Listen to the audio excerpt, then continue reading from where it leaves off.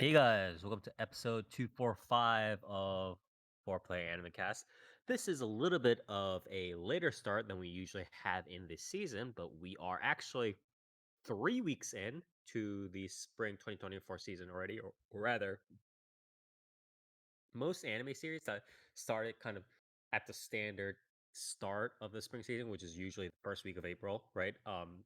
April like second, third, fourth, or whatever, are usually in their second or third episodes at this point, and we usually start a little bit earlier, which sometimes makes it a little bit awkward for us, but other times obviously it's a little bit easier for us to schedule cover certain some some seasons as well as do other preview show. But we switch over to this schedule. If you guys like it, let us know. But anyways, we are 3 episodes in already, and this is into the season already, and this is our first round of reviews starting. And I am your co-host Spire, and with me are my compatriots Near, Hello.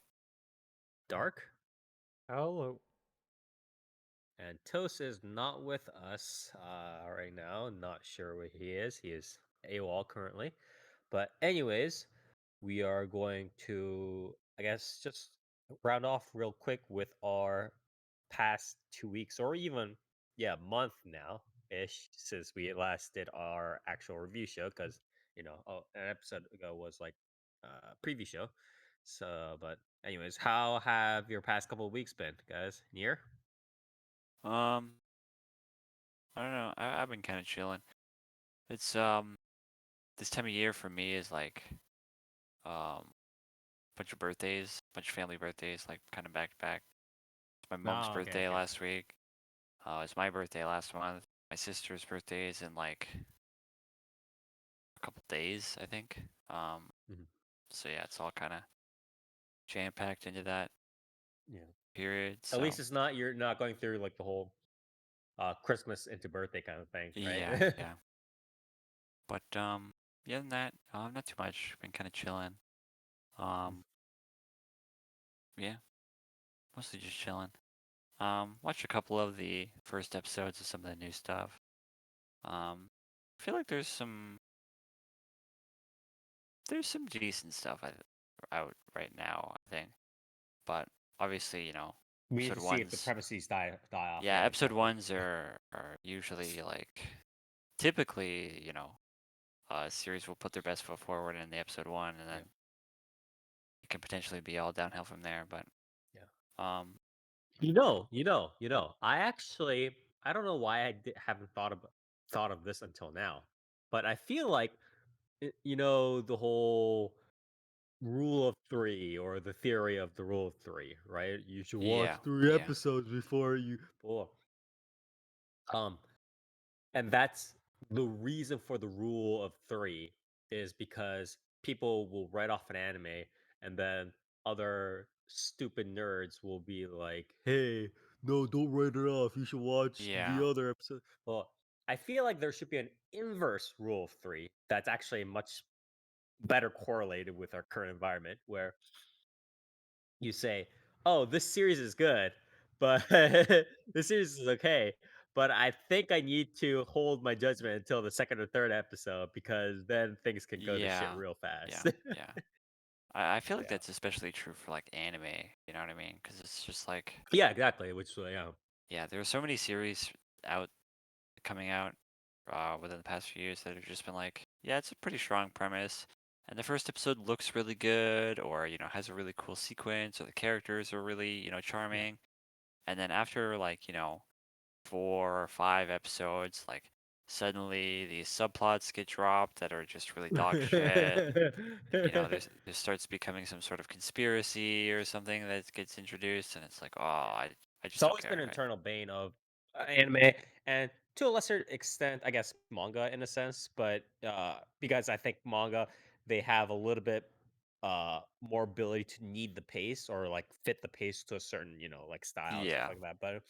But it's like it's always with almost every preview show that we've had, right? We've at least always had minimum 5 to 7 shows that we always go, yeah, this is a crazy this is a relatively interesting premise because it's super crazy. Like, this lawyer gets dropped into the sixth circle of hell, but then he has to do like quality assurance, and then Yeah. there's a bunch of slapstick, and then also blah blah blah. And it's like, oh, okay, that's like a pretty wacky premise. I could get along with that. And then we just figure out it kind of dies. So that's Yeah. always been the kicker. Yeah. Yeah. But other than that, not too much keeping up with gotcha shit. Um, Hmm. yeah, playing Mahjong. What about Blue Archive? I did actually There's start. I did start playing Blue Archive. Oh my god. Did you start Yeah. playing it When's because of the the anime or railgun because there's a crossover? When's the banner? railgun crossover? I think the Railgun crossover is supposed to be like next month. From what I heard, it should be soon. But yeah, I don't know. I started playing because of a combination of things. I mean, there's Mahjong Soul crossover. There's the anime, and you know, I guess I probably will be covering the Blue Archive anime later on. So I figured, it's probably a good idea to like, You have to get into Fucking it to actually yeah, play it. to know like whether they're actually adapting the story properly or Yeah, whatnot. yeah, yeah, yeah, yeah. Although everything It, that I've seen from like we Blue, have another Blue Archive player in here though, right? Dark, don't you play Blue Archive or no? no. no, No. I Oh, literally really? like Okay, never okay, played okay. it. I saw there was a railgun crossover and then I was like, well, I guess I'm waiting for that. I guess yeah, Okay, I okay. guess I'm waiting for that and that's the only unit I'm ever going to care about. Within our friend network, I always feel like there are multiple Blue Archive players, but it's never any of us. You know what I mean? And for yeah, good reason. Like that's a good I'm thing to not I'm do. But yeah. I'm a But Hoyo head. fortunately, I've Okay. fallen. So yeah, yeah. Anyways, but you'll be heading that later. yeah. Um. All right. Thank you very much, Near. What about you, Dark? You know, I've been doing a whole lot. Started some stuff. I like kind of have been doing mostly like kind of like big names and then some sequels like Eurocamp, season 3. Imagine that. It's more Eurocamp, so it's really good. Um, Surprise. but yeah, there's some like standard stuff this season that's definitely like, um watchable. Um, so there is that. But the continuation stuff continues to be good. I think since the last time, like I burned through, which I will be talking about later, all of Shangri-La Frontier season 1. Not a spring show, but ooh man, why talk about those when you could talk about anything else? But yeah, the sequels obviously continue to be solid for the shows that already were. Other than that, also been doing some gotcha gaming, catching up with Honkai Star Rail. I mean, I pretty much am caught up with Genshin. I just have a permanent backlog of like side quests I kind of like never feel like doing. Um, and then I'm like trying to catch up with Nikkei, because the anniversary event seems really really fun, and I never really intended to fall off on that anyway. Um, Mhm. and then I've just been doing a hell of a lot of gaming, as well. All the gaming. Yeah, FF14, we got World of Warcraft stuff coming up. We got Overwatch 2, which Nier has also been playing and enjoying so much. Oh yeah, dude, definitely. Overwatch players are I've like, definitely not been ooh. screaming louder than I've like ever been in my life in the past like few days playing Overwatch. But I just yeah, like That's honestly what happens when I think I play why any I sort of popular have game games. yeah, I think why I have a higher tolerance now for Overwatch, where like I know what bullshit is going on, is two things. Like I You experienced a already lot of played League of Overwatch Valorant 1. Yeah, it's like I as played well. League. So it's like I'm like, yo, this is smooth sailing. I'm out of this bitch in like 5 minutes. Like, I mean, I played a lot of Overwatch 1 as well, but it's like I don't know. I feel Yeah, like but Overwatch. like play League I of feel like Legends Overwatch then. 2 players Play are just like that like straight consistently. up fucking brain dead. Like Oh it yeah, also well, doesn't because the help. Well, problem you with have to Overwatch 2 consider. is like You have to Overwatch 2 consider. was tuned to be more of like reliant on like DPS is getting like actual picks and Yeah, making plays, or like well anyone really getting picks and making plays. So yeah. it's like Also, I if your want to team is say. just Also, fucking stupid, then yeah. it's like time to get Also, I want to rolled. say. I think Overwatch 2. The people playing Overwatch 2 are the people that are kind of left over after the entire Overwatch 2 debacle happened. You know what I Yeah, mean? So it's like yeah. all of Yeah. the people that are already kind of resigned to Overwatch 2 being a Kusuge. Just like fucking just do whatever, bro. First of all, Kind of. Overwatch 2 is not a Kusuge, actually. I would actually argue Overwatch 2 is probably less of a Kusuge than like Overwatch 1 was. Because I feel like Overwatch 1 you could kind of shit In its out. current state, yeah, Yeah. I'd say Overwatch 2 right now is probably in a much better state than Overwatch 1 ever Yeah. was. Because like Okay. there are definitely like some heroes where like you can kind of shit out their ult, but like for the most part, I feel like Overwatch 1 was kind of just like everyone builds their ults, everyone uses their ults, and then we kind of just like try and time that. Overwatch 2 is like, oh, you use your ult? Well, you're fucking dead actually because you got shot in the face. Um or like your healing got like nuked by like Ana or something. Right. But yeah, there's a lot more counters. So that's been like, you know, moderately fun. Yeah, I would say the tolerance definitely just comes from League. Because it's like literally just seeing that tunnel and being like, dude, I'm out of here in 5 minutes. This is like kid shit. Like in I League mean, of Legends, I would be stuck here for 20 minutes. you getting also snowballed. have to keep in mind you're not playing Mercy, right? So Well, that's true too.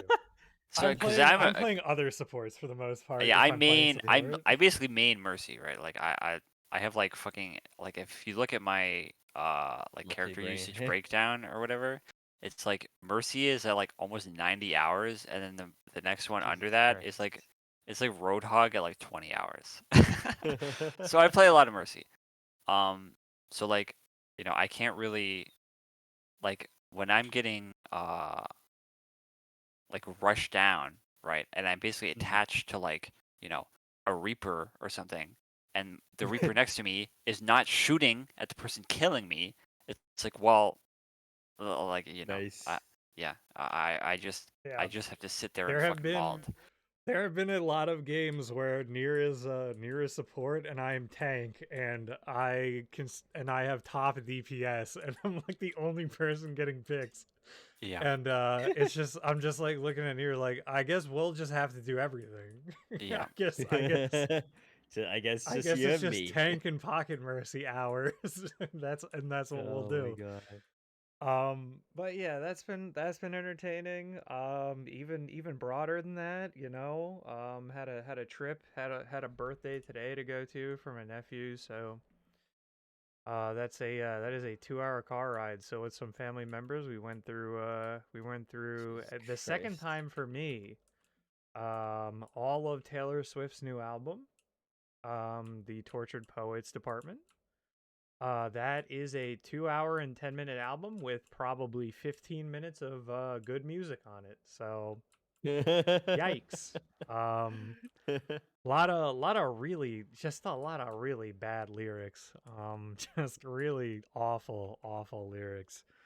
Um, my favorite bars are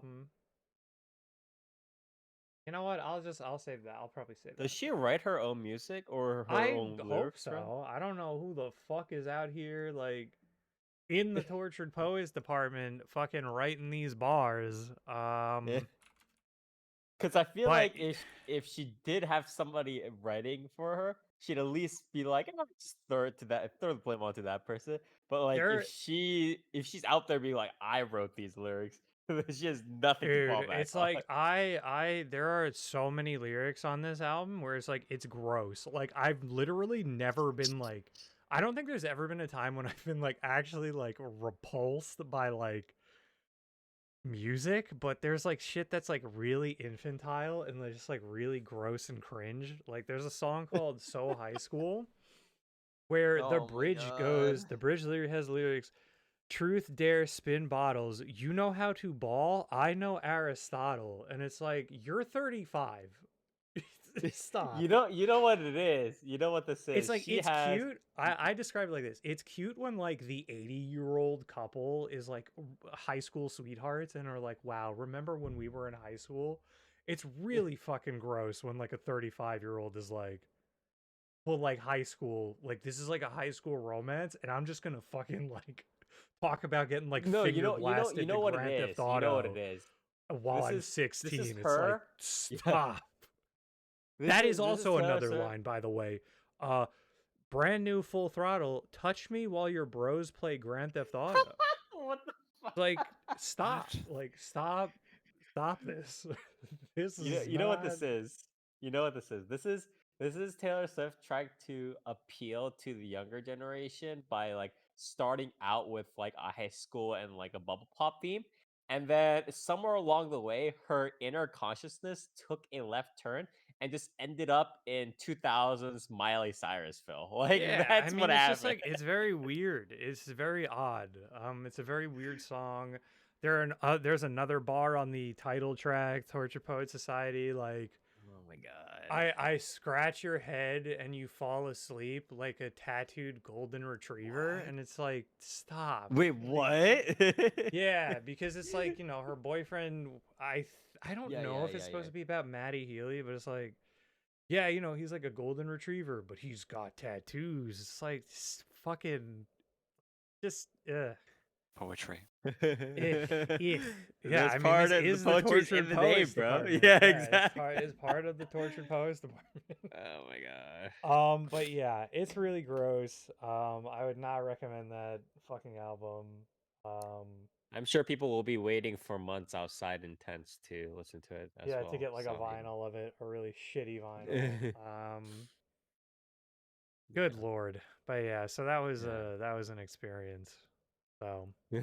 yeah, that's pretty much that's Nice. been the bulk of my 2 weeks really. Nice. But yeah, thank you, Dark. As for me, again, kind of just running around, tax season, real life kind of stuff. Setting up for a vacation in a month, so I was running around a little bit for that, setting up for TSA pre-check. We're buying TSA pre-check rather. It's also gonna be annoying, but that taking care of car, just like a lot of things happening in my life in the past couple of weeks. But beyond that, not too much. I've been trying to get back into Amakano a little bit. And I know that there has been I've been watching some of the series this season. I've been getting more and more knee deep into. I'm like not even waist deep. I'm like chest deep now. Maybe even neck deep into just like really small, like random fucking ass VTubers on both the Japanese and the Korean side, I guess. But what is kind of weird is so this has mainly been happening in Korea, as far as I know. It's not been happening nearly as much in China, even in China, let alone in the West. But there's been a lot of so obviously Japan in is the originator and sort of the mecca of this sort of female anime VTuber bonanza, let's say, right? And obviously there are the known giants, Hololive, Female Nijisanji. VTuber Now I didn't guess exist before Mori Calliope. It's so that is true though. true. Rap didn't exist before So Mora. Rap did not fucking exist. true. Yo, when is Mori going to diss Kendrick Lamar? What is happening? We When are is She Maury should waiting. collabing honestly, with Taylor? When is she you know collabing what? with Drake to drop some disses, Yeah, dude? I True. was about to say Maury should take this time to either dump on Drake or collab with him. One Yeah, or she's the gotta other. pick a side. She's gotta pick a side. You're Yeah, either dissing Drake this or is you're just dissing like a Kendrick good right time to now. ride on the social media trade. Yeah. Bro, I would have a brain aneurysm if I saw like Metro Boomin and fucking Maury Calliope drop. Like I think they go pretty hard. it would be But funny. yeah. So all of these VTubers are super big in Japan, and obviously any new VTubers that are up and coming or want to be up and coming will have to contend with them, as well as the all the other female streamers and some male streamers who are getting into VTubers over there. So what a lot of small Japanese VTubers are doing is they're actually sneaking over to co-op the Korean community because they're getting the recent, boom of anime and manga and light novels and obviously VTubers as well. Uh, and while Korea is kind of getting in tune and being obsessed with that sort of stuff, especially the younger generation, especially the younger generation connected to the internet. Um, but while Korea has some domestic VTubers and so on, they're not nearly as big as again Hololive and Nichisanji is, obviously. So a lot of smaller VTubers are coming in and kind of being like, "Oh, I'll interact with the Korean crowd," and it's this like weird undercurrent. Um, it might burst soon, it might not burst, who knows? But it's like it's a very weird thing that's happening right now. It's like an inverse version of, I guess, alongside the anime and everything else. It's like an inverse version of the Korean wave that's been happening over in Japan. So it's like a back and forth kind of situation. But it is interesting. So I've been kind of chest deep in that as well. So that's been a bulk of my time just browsing through that kind of stuff. But yeah, that was it for our 2 weeks. And I guess we should start off with Dark. What do you have for us? Oh baby, I have something that isn't from this season. But yeah, as stated before, I have Shangri-La Frontier. I think I Um, actually wrote this one off, if I remember correctly, I during the think preview most of for the us did. last I season. did too. Like Yeah, yeah, previews during fall, like I was just kind of like from the yeah. premise Yeah, we were and all just the yeah, the premise and the title card, I was just like, I don't fucking care. Because it looked like, it looked like here's an isekai, here's like some bullshit power fantasy, like VR MMO thing that had like a premise that they're gonna drop and it's gonna be useless and there's gonna be a harem or something.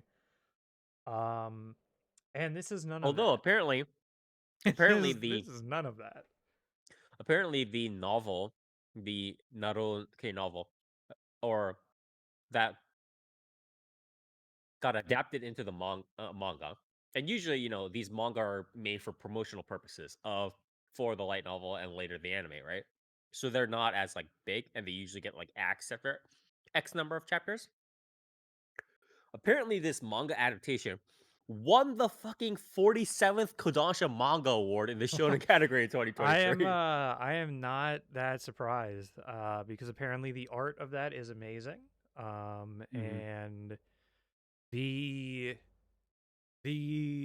spoiler alert, the audio visuals here are equally very good.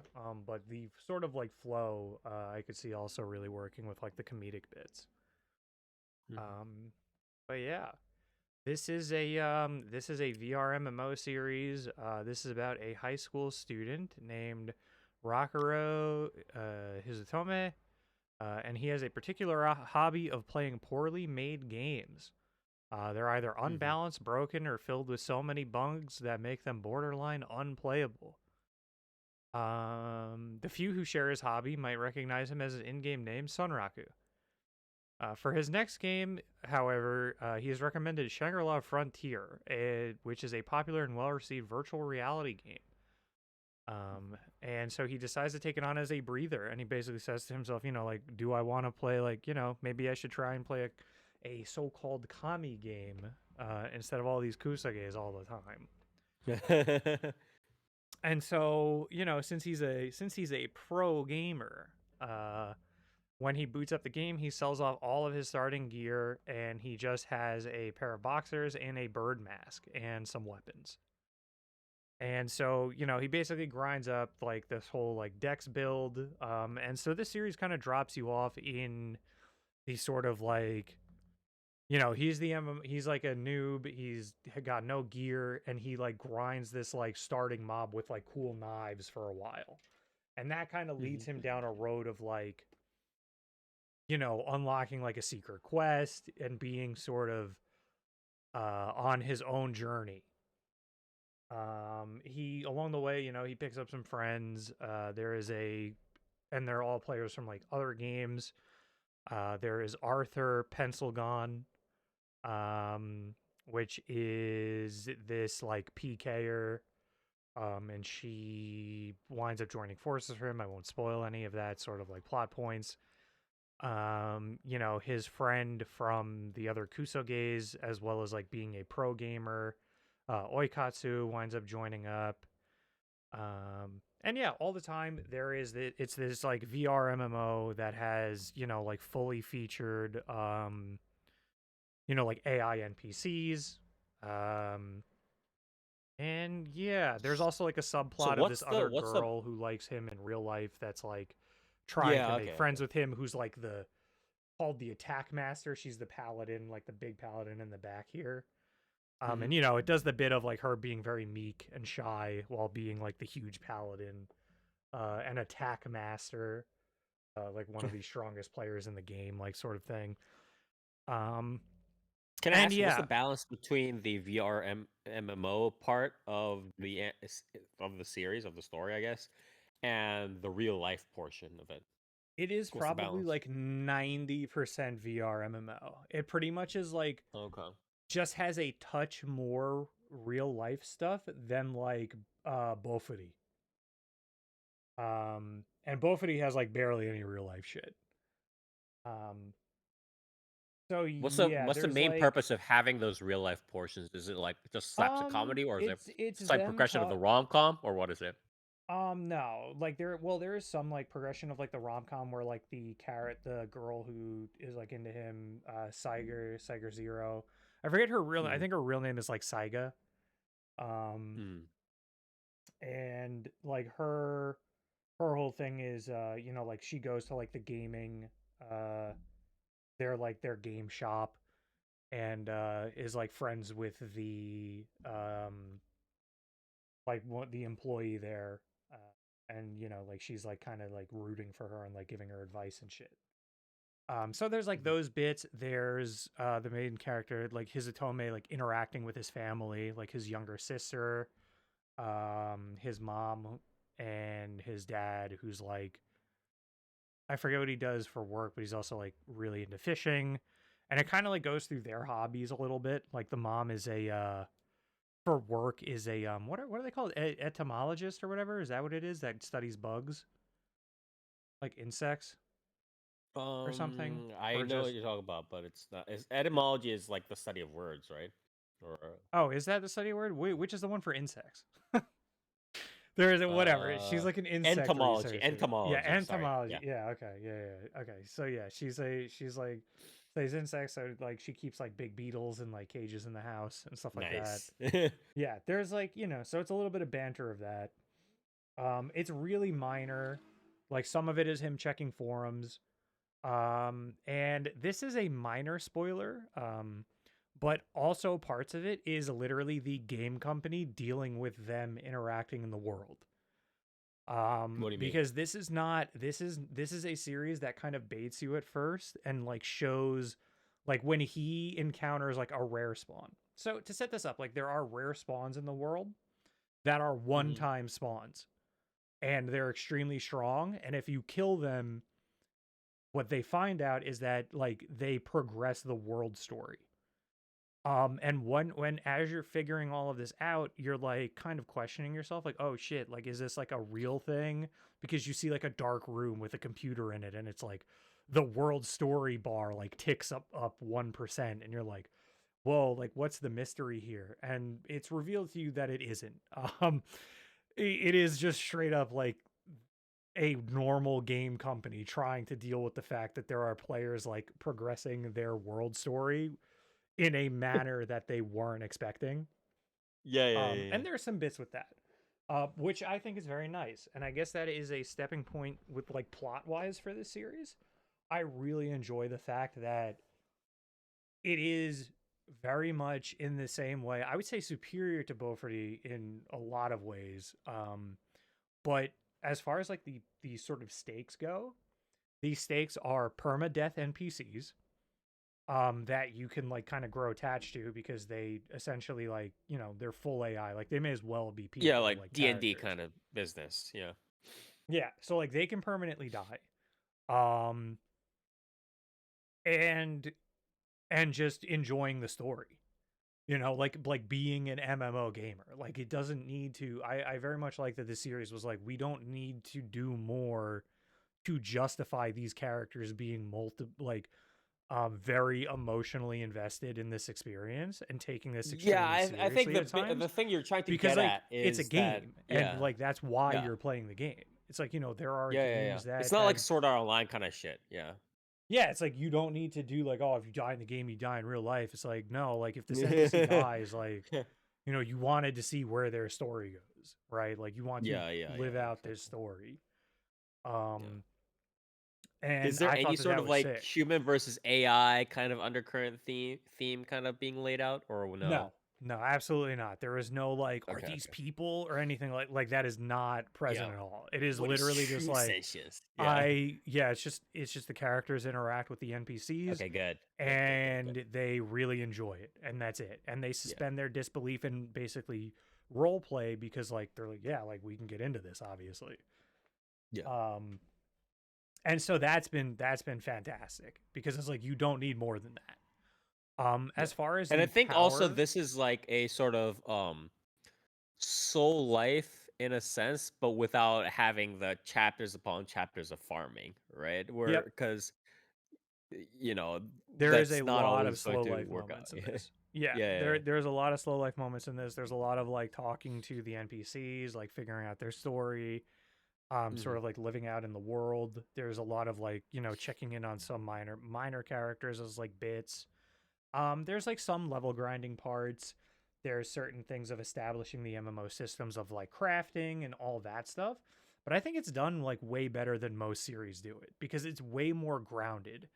It's not like, you know, oh, you like gathered up these materials, so now you like plus one your thing, or you fought this thing for like 30 minutes, so now you got this like like it's not like Beaufort where all of a sudden she has like these OP skills that like kill everything, right? Because that's not the point of the Right. series. Like he is a much more he's a strong character, like he's a strong player.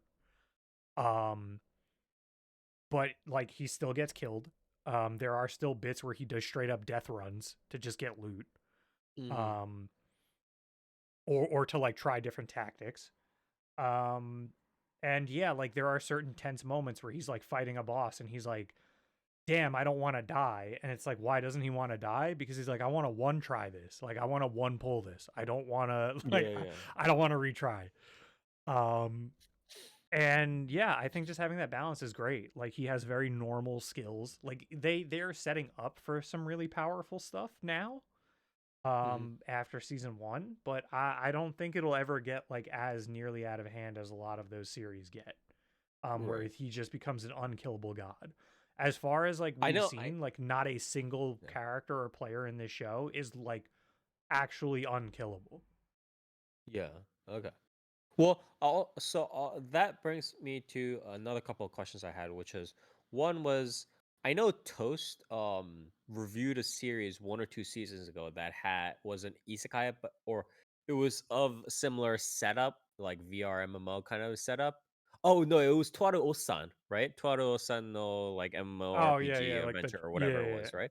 And then he was talking about how it had like patches, right? And patches were part of like the storyline. Does this game have like, or not game, what am I saying? This series have episodes or Um, chapters where they're literally like looking at patches. kind of. There are certain points where they have to check patch notes to see how things changed. No. There are Okay. moments where Okay. they use like skill patches to their advantage. In certain interesting ways. There's they do talk about it as far as like, there's a certain thing of like PKers where they keep talking about how like, early on in the game, like PKers pretty much could do whatever they want with like no repercussion. But then what happened was they put in a thing where it's like, I think there are safe zones, but it's also like way harder to kill PKer, or no, it's way harder for them to like kill in the city because they'll get overwhelmed. And if you're a PKer, you get a debuff where you will literally like if someone kills you, they can take all of your loot. Okay. So it's like RuneScape Iron Man kind of business. Yeah. Yeah. And like a lot of that stuff is obviously done before, but I feel like this series kind of really goes above and beyond to like not make it like seem really contrived and like really bullshit. Like I feel like a lot of these What do you series mean fall by into that? I feel like a lot of these series fall into the trap where it tries to be like, oh, we're like hinging on reality like so much that like this game would actually be horrifically annoying to play. Like I do think that the actual game mechanics that they introduce here are very stable, very normal, and very like reasonable as like, yeah, I would play something like this. Whereas I Oh, feel like a so lot of you're kind of VR saying that. MMOs Yeah. Okay. are like, I if you see where you're die, you going. lose all your stuff, or like, like if this happens, like you lose everything, and it's like these odds that are like sound so shit that you would never want to fucking play it. Yeah, like if you die, your account gets deleted. It's like Yeah, Yeah. like the I'm not gonna only play that game. aspect the only aspect that's the only aspect that's ever happened is very early on. Sunraku gets killed by one of the rare spawns. He's like one of the only players to encounter this dark wolf Lycagon. Mhm. And you can see in like the title images and stuff, he has scars on his torso and on his legs, and that debuffs him where he can no longer equip armor on his chest or his legs. And Mhm. but what it does is, I forget how it buffs him. It buffs him in some way, and it also makes anything weaker than him in level flee from him. And Yeah. like, he has the reaction of like, this sounds like some Kusoge mechanic. Like, what the fuck? Where it's like Yeah. it tells him like the only way to get rid of this is to kill Lycagon now. And he's like, well, I obviously cannot do that. um I think a very interesting difference that I'm sensing between how this author created Shangri-La Frontier, or like how they view it, versus how most isekai stuff with status windows or dungeon crawling or VRMOs and numbers and all this stuff, right?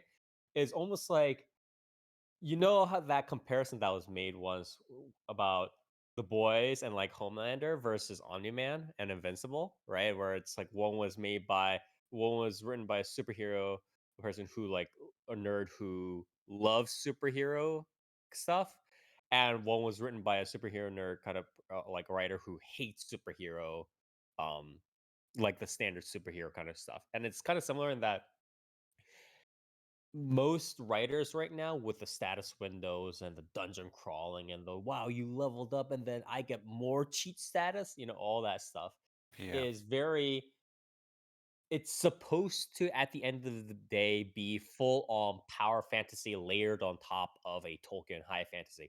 But the reason why there are status windows, the reason why there are numbers, is because and the author also knows partly his audience just wants to see number go up and wants to see that discretization happening within the storyline, even not just in a game somewhere, but they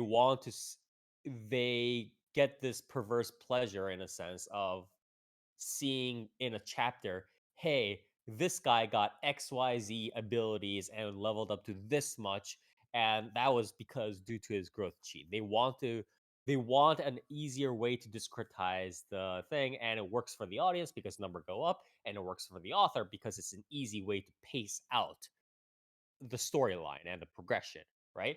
But I think this Shangri-La Frontier setup is quite different, where the because the focus is so much on how the game works, the numbers, the mechanics, and everything that's being talked about is based around making the game work in it, terms of a story setting.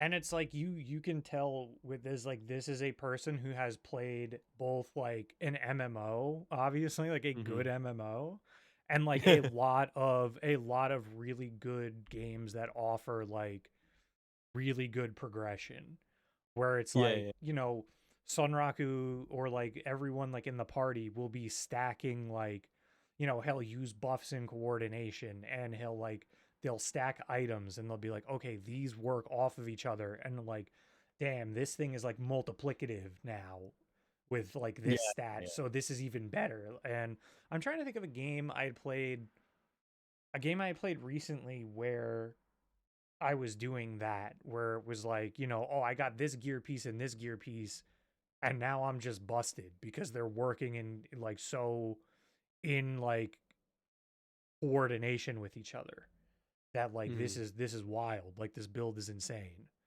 Maybe it'll come to me later. Like, there was a specific game. It's like Diablo shit or something. Yeah, it's like similar. Diablo It's PoE similar to kind of stuff, yeah. Diablo. Yeah, and it's a lot of like, but that type of progression is very nice. You know, there's like skills, there's skill progression, obviously, like him unlocking more skills.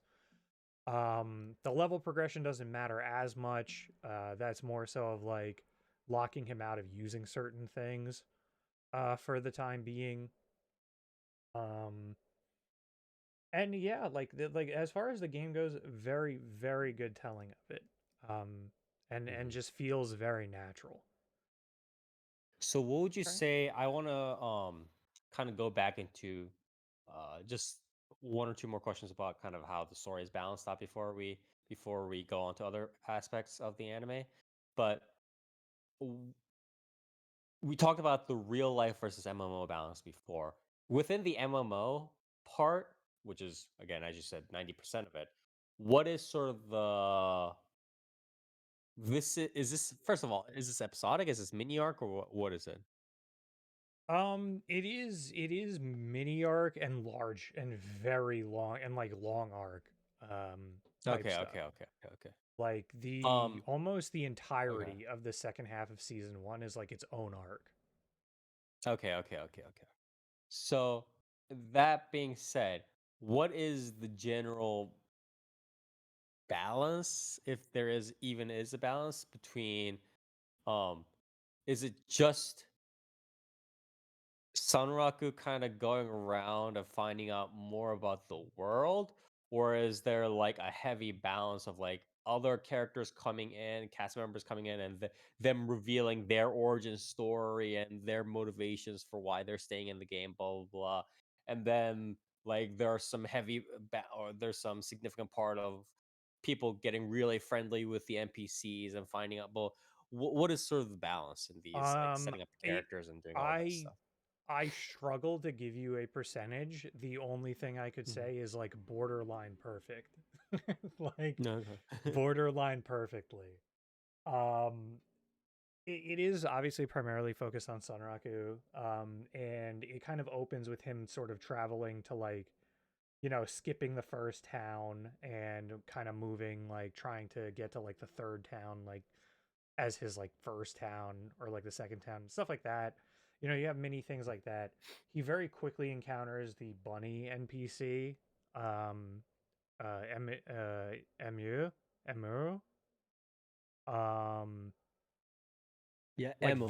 Yeah, yeah, Emil. Yeah, really. yeah. Like he encounters her like very very early on, um, and she's kind of like pretty much like the main support, like the main supporting character, the main mascot character. And she's very very fun, voiced by Hidakarina. And just a very very fun, like bubbly character that they banter on and off of, very like very naturally, and very well. Mhm. As far as the rest of the characters go, there is a lot dedicated to them. Right, there is Cyger Zero, who has not like too much. Like, she is there. She has some parts. I would say the main winds up starting to be like Arthur and Oikatsu. And as far as like balancing their backstories as well, their backstories are very much like dropped in almost like background ways. Very like not like subtle lines, but it's not like, oh, now let's cut to this person's real life. It focuses only on, and I'll just call him Sunraku, like his real life. And then like I think the Mm. only other person we've seen so far is Oikatsu in real life. And I guess the hint is Oikatsu is a like pro gamer, but the Okay. sort of environment makes it seem like he might also be which also, yeah, he is a guy playing a female character. And is voiced by Okay. Makoto Koichi. And it's very, very Nice. nice. Nice. Um Wait, what about the female character? Is that also voiced by a male voice? Or it's voiced by Makoto Koichi. oh, That like okay, both okay. are It's like a voiced by her tomboyish doing like voice. a Yeah, okay. tomboyish voice, yeah. Okay, And okay, nice, so nice, nice. his backstory seems to be that he may be paralyzed. But the only way Okay. they like tell you that is in the scene where he is out of the game for a little bit. He Hmm. is still at a computer, does not stand up, and is in a chair, like in a big like chair that has the Oh, gaming okay. set like on it, Like but a also Stephen has like Hawking kind of wheels. like setup. Yeah, Yeah. and so like he can obviously like, he can move and stuff, but it does not. But it seems like he may be like paralyzed from the waist down or something. Um, Okay. Arthur's character, she voiced by Yoko Hikasa. Nice. She the way her backstory is introduced is through like one mini part where Sunraku is eating breakfast with the rest of his family, and his sister is a Oh. big like fashionista. But his Uh-huh. sister is like, oh, I really like this model. And they show this like famous model, and it Mhm. looks exactly like Arthur's character. Oh, And like, yeah, okay. and Sunraku drops a line like, hey, like you should probably like give her privacy. And so it's making it very clear that he knows that that is her. And Right, that's the right, right. only aspect we get of that in season 1 for like her Okay. real life. And that Okay. actually feeds into her character arc too. So like that's the Mm. other thing too that I would like gush about this like completely with this series is that all of this stuff is not like presented to you like you're a like fucking idiot like it is in most anime. Like her backstory, like her entire like her name, I don't know why I can't think of her real name right now, but her name means what is it? It's like eternity in Japanese, I think. Right? Like what Yeah, is so it was yeah, it's a second reading of AN, which is Toa. So her yeah. Toa, yeah. And so her like she gets involved with an NPC like basically like there is a much longer arc where their only motivation is Arthur wants them to help her get through this storyline that's involving an NPC. And it's Mm. only because, and it's dropped, it's not like super, super subtle, but Sunraku makes like an offhand comment because the NPC's name is Setsuna. And so Oh, okay. he's like, he drops like a line of like, okay, like I get it, like your eternity, like, and moment. But the sort of like subtlety in a lot of the dialogue between them is also very much implying that like Arthur is invested in this primarily because of like just overwhelming stress in her like real life and her job. Mhm. Mhm. And like all of those pressures and sort of like falling in love Right. with this game and this NPC because of that. And I thought that that was just super refreshing for a series like this to be doing things It's like that. bits Just and these pieces, you mean? subtleties like Yeah, that. yeah, Yeah, just these yeah. little like ways of telling the story like normally, Yeah, without yeah, just yeah. shoving it down your Actions. throat like Yeah, you're yeah, an yeah. absolute idiot. Like, Show not tell, right? yeah, it's a lot of that. And this is not even getting into like Sunraku's actual like main arc with the bunny kingdom, like getting involved with a lot of NPCs. There's Vash, who is voiced by Otsaku Akio Otsuka, Yeah, let's go. and he is like just a big like Yakuza bunny. Um and he's very cool. And he has a Smithy sound like song, insert song. And it's very awesome. And like a lot of these characters just are very fun. They're great. The mini arcs are really cool. The world building is very nice with the MMO. And yeah, there has just not been a moment I feel like in this show where I'm like rolling my eyes or bored. It's Yeah. kind of keeping the pace up a lot. One last question I had with the story was what's the general like group cohesion, I want to say, of the cast here? Is it just they all kind of hang around? Do they all like join in a party together with Sanraku for one So I reason or another, or is guess it just them meeting the characters here and there? so for a very long time in season 1, they're kind of like encountering each other. And Okay. Sunraku's kind of just following along with Emu and like her Yeah. and like the Rabbitsia like storyline, like with the rabbits. Mm. Because that's Right, supposed to be like a right, unique scenario that only he has found. And he doesn't even know how he unlocked the scenario. There's actually a bit later on that I will ruin where it's like, they ask him like, I want information on how you unlock this storyline. And he right. goes, okay, here's everything I did. First, I farmed the Vorpal bunnies at level 2 and unlocked both of their daggers. Then I used those daggers to defeat in one shot to do 200 crits against Nice. Lycagon. And then I Nice. was killed by Lycagon and got this curse. And they're just looking at him. They're like fuck you. Like, that was useless. Like, and he was like, yeah, exactly. Like he's like, I have no fucking clue what trick it is. Oh my god.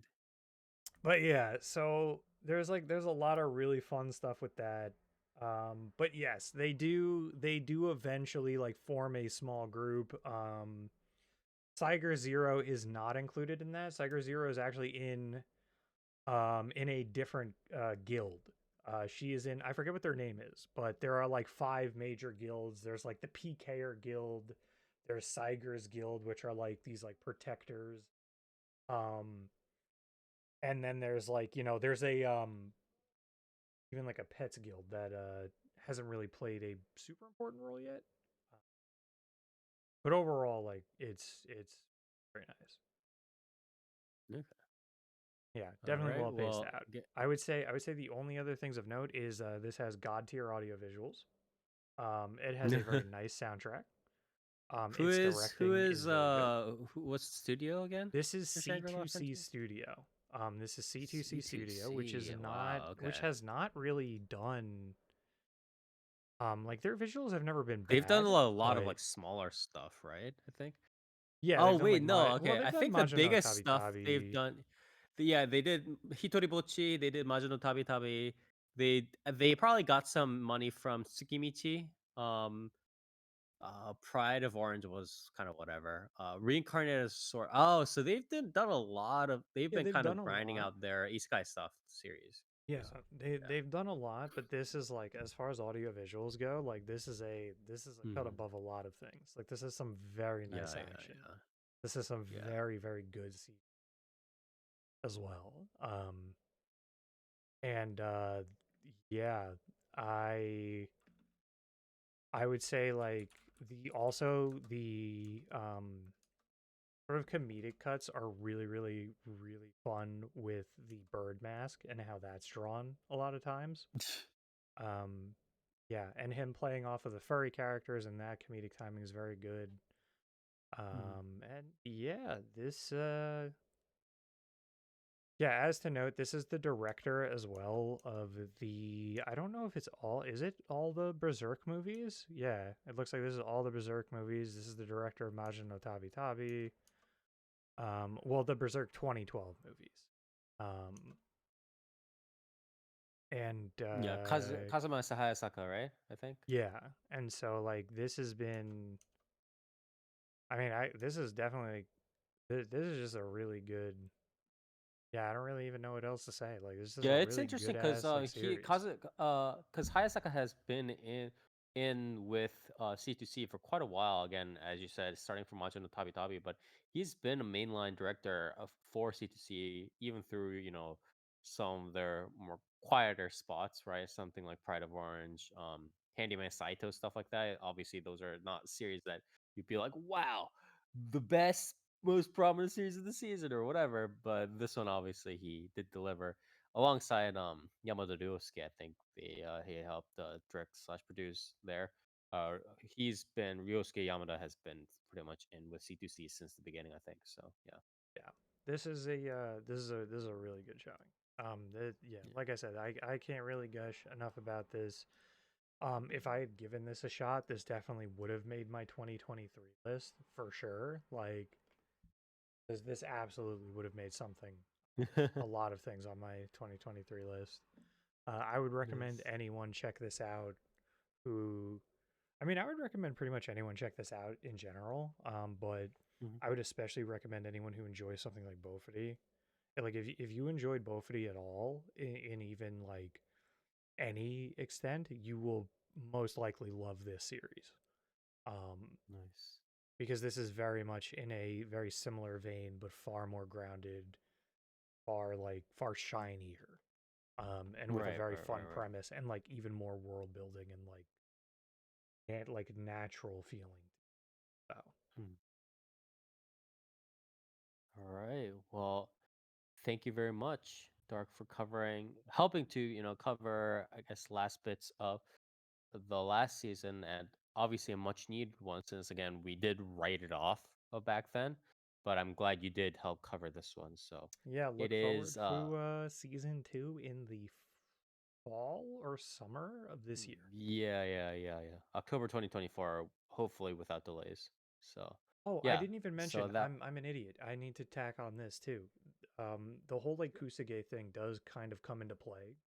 They do switch games at certain points to play, and the sort of like color uh palette and style and characters like all change. And that's those really are good also done actually. really well. Yeah. That's really good. Yeah, Yeah, and that apparently keeps up in this series. Like there's a mecha game that they try at some point, so like yeah, I'm surprised that the it's very, studio very good. would be like, yeah, let's like actually try to implement all of that and like properly have all the styles and everything changed. That's pretty cool. Yeah, it's not like the most extreme style change, but it is like the color palette changes, obviously all the character designs change. And so Hmm. it's like Yeah. very, very impressive what they've managed to do. Yeah. All right. Well, thank you very much. Again, this is Shangri-La Frontier, originally a Naroke, I guess, not isekai, but a VR MMO kind of isekai variant-ish. Um, and getting into it, obviously very unique, one of its kind. Started out again on Shosetsuka ni Naro, became a manga adaptation that apparently won a Kodansha Manga Award, and now it is an anime adaptation by C2C with the second season slated for October 2024. So please do check it out if you want to kind of see a little bit more of an uncommon VRMO Isekai kind of variant here. So thank you very much, Dark. Oh And yeah, we're gonna move. my mall rating would be Yeah, a 9. nice, nice, nice. All right. Thank you very much, Dark. And moving on to Near. What do you have for us? Wow. I watched uh Sentai Daishikkaku, also known Yes. as Go Go Loser Ranger. Yeah, what a name. Yeah. Um I think the more accurate thing would be like, what is this? Ranger Reject, right? Yeah. Yeah, this is a Yoestar Pictures production. What's Just the kind of last thing? Was it Giant Beast of interesting. Mars? Um, What was the last one? for what? Yoestar? Yeah. I mean, they're doing Blue Archive this season. Oh, okay. They And didn't do anything before? they did the Arknights anime. They did, Okay. I guess, some of the Lane. What is this, an OVA? Oh, right. Biso Kazenshin, right? Um, With the one with the lollies or whatever. Those are like slow ahead or yeah, something like that. yeah. Slow pace ahead or whatever it was. Yes. I think the only thing that they've Okay. done recently that hasn't been like a Yoestar game, Yeah. was, what was this? Sorairu My Utility. Master Has No Tail. Oh, yeah, this one. All Uchinoshishu right, wa I remember Shippu ga this nai. one. Yeah. Yeah. Okay. Okay. So Yeah. yeah, Yoestar Pictures obviously is Yoestar's sort of in-house animation studio. Mm-hmm. Not really sure why they picked this up. This is a manga original. I kind of tried to look for um, links to Yoestar with this, but I I kind of think a came up short. lot of series are also, or not a lot of series, but a lot of, how do I say this? It's not necessarily the age of the anime boom, I think, but it's an this year and the next couple of years are gonna be all the mainstream corporations. I think are trying to jump ship, not jump ship, I guess, but they're trying to really make anime. And as corporations do, a lot of them are kind of just like, we're just gonna make all the anime every year, and it's like this Yeah, is a part of their projects. Some are probably. obviously good, and obviously some are less than good. But this is one of the ones that caught in that net, I think. Yeah. Um, so this manga original, it's, I think it's a Kodansha magazine that it shows Mhm. up in. Do you want to tell Um, us about the author or writer? um, who is it? I didn't even look into it. To be Wait, honest. did you really not look at it? No. Negi It is written by Haruba, what did they do? yes, Oh, yes, okay. sir, Yodori. Oh, right. Toast mentioned this, right? I think in the Yes, I previews, think where so. Yes. this is the Gotoban creator. No, yes, Kotobu no Hanayome, Yeah, the quintessential quintuplets. right. I completely forgot about that. So yeah, this has quite the pedigree behind it, I suppose. Mhm. Um, but yeah, basic premise. I'll just read them all synopsis because it's kind of convoluted. 13 years ago, the nefarious monster army invaded Earth. But humanity's great protectors, the Dragon Keepers, defeated them in a single year. Every Sunday since, the monsters have been forced to act out humiliating defeat after defeat in front of the unsuspecting public. Determined to change this, a single monster, D, infiltrated the Ranger Force. With the help of a mysterious ranger, Yumiko Suzukiri, D managed to seize one of the divine artifacts, the only weapon capable of permanently killing the monster's immortal bodies. However, D's subsequent encounter with the Dragon Keepers led to his unfortunate end. So we'll stop now. So basically, the initial premise is monsters invade Earth, right? The Rangers defeat the monsters, but in secret, the Rangers sort of went to the monsters' base and made a truce with all of the remaining henchmen, right? Like the mooks, the nobodies. And they basically were like, yeah, we'll let you guys live if you do effectively a weekly Sunday special where the evil bad guys will come up with some monster, Mhm. they'll beam down, and then the Rangers will defeat them. And they've sort of made that into a commercial product, basically, and the Rangers are profiting off of it. Right. And the main character, which is one of the sort of henchmen, he's named Fighter D, because because they don't really have names. They just go by like Fighter A, Fighter B, Yeah, Fighter yeah. Because you don't Um, need it. Yeah. yeah. So Fighter D is like, I'm sick of this shit, right? And he stands up to the Rangers, and he gets fucking owned, obviously, because he's a singular henchman up against a group of fucking Sentai Rangers. So Right. he gets his ass beat, but instead of returning to the mothership like he's supposed to, he stays on Earth and he takes the disguise of a human, right? And using that disguise, he infiltrates the quote unquote Rangers, right? Which is I guess, sort of um, it's kind of hard to explain, but it's basically like a workforce that's sort of they're like the colored rangers like employ people to sort of work under them, um, and it's sort of this whole like job force thing. So he infiltrates them, and he comes with a ploy to, essentially assassinate each of the rangers, and then it sort of goes from there.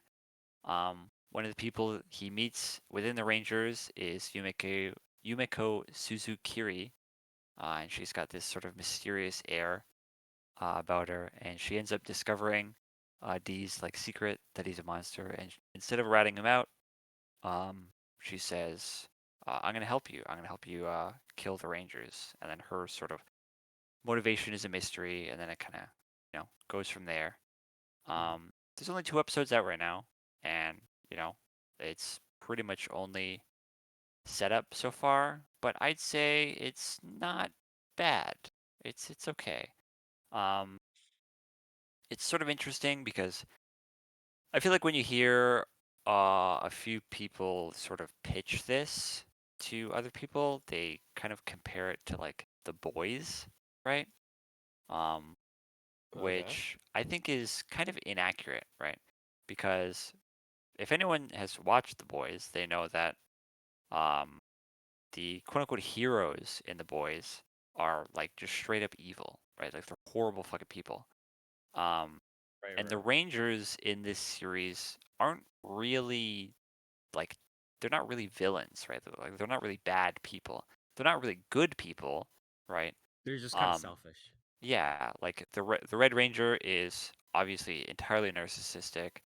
Pretty much everything he does is for like his own vanity. Right. Um, Right. the Green Ranger, I think it is like he seems a little bit sadistic. Um, you know, the Blue Ranger seems to have an awfully short temper, stuff like that. But they're not like killing people. You know what I mean? Yeah. Yeah. Um, they're kind of just like exploiting their own power for profit and fame. Um, Yeah. Yeah. and so It's kind of like A Train or like the other kind of guys under Homelander in yeah, more like in they're this they're show. not Yeah. really like evil. They're kind of just like, the fame is sort of gone to their head. Yeah. They'd Yeah. Yeah. rather keep making money by lying to the public, as opposed to giving up the sort of ranger mantle or whatever. Now that Yeah. the world has been saved and stuff. Um, but yeah, they're not uh like they're just bad enough to where like you kind of want to root for the main character.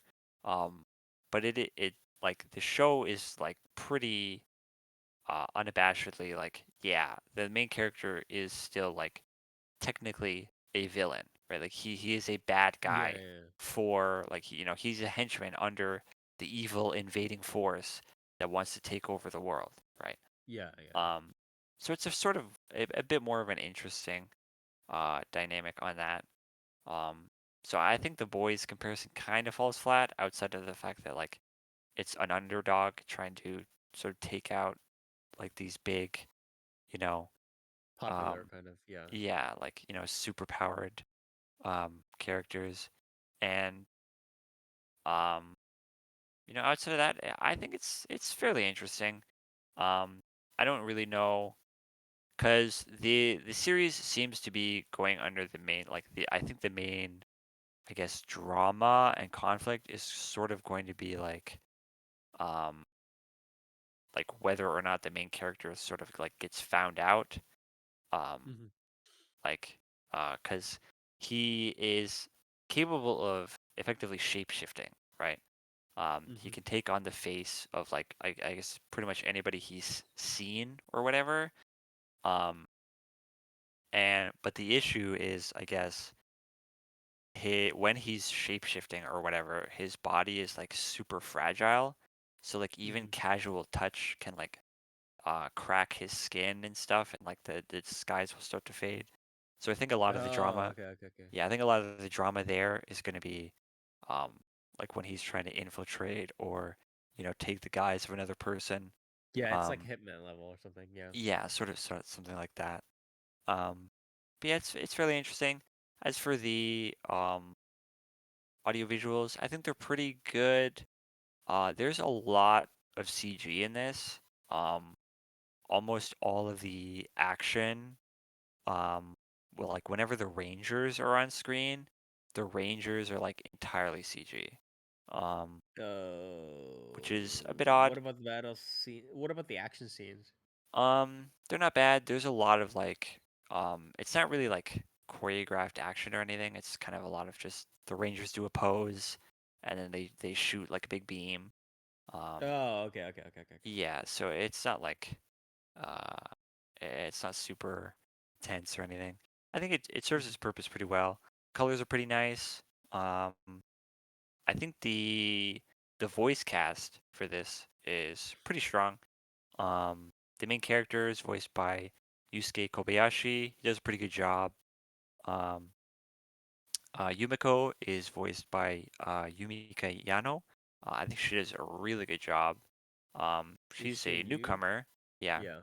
and she has this very, because Yumiko, as a character, is a very like um intense character. She's got these like pitch black eyes, um, that like definitely they like make a point to where like she definitely stares like right into your fucking soul, whenever she looks at you.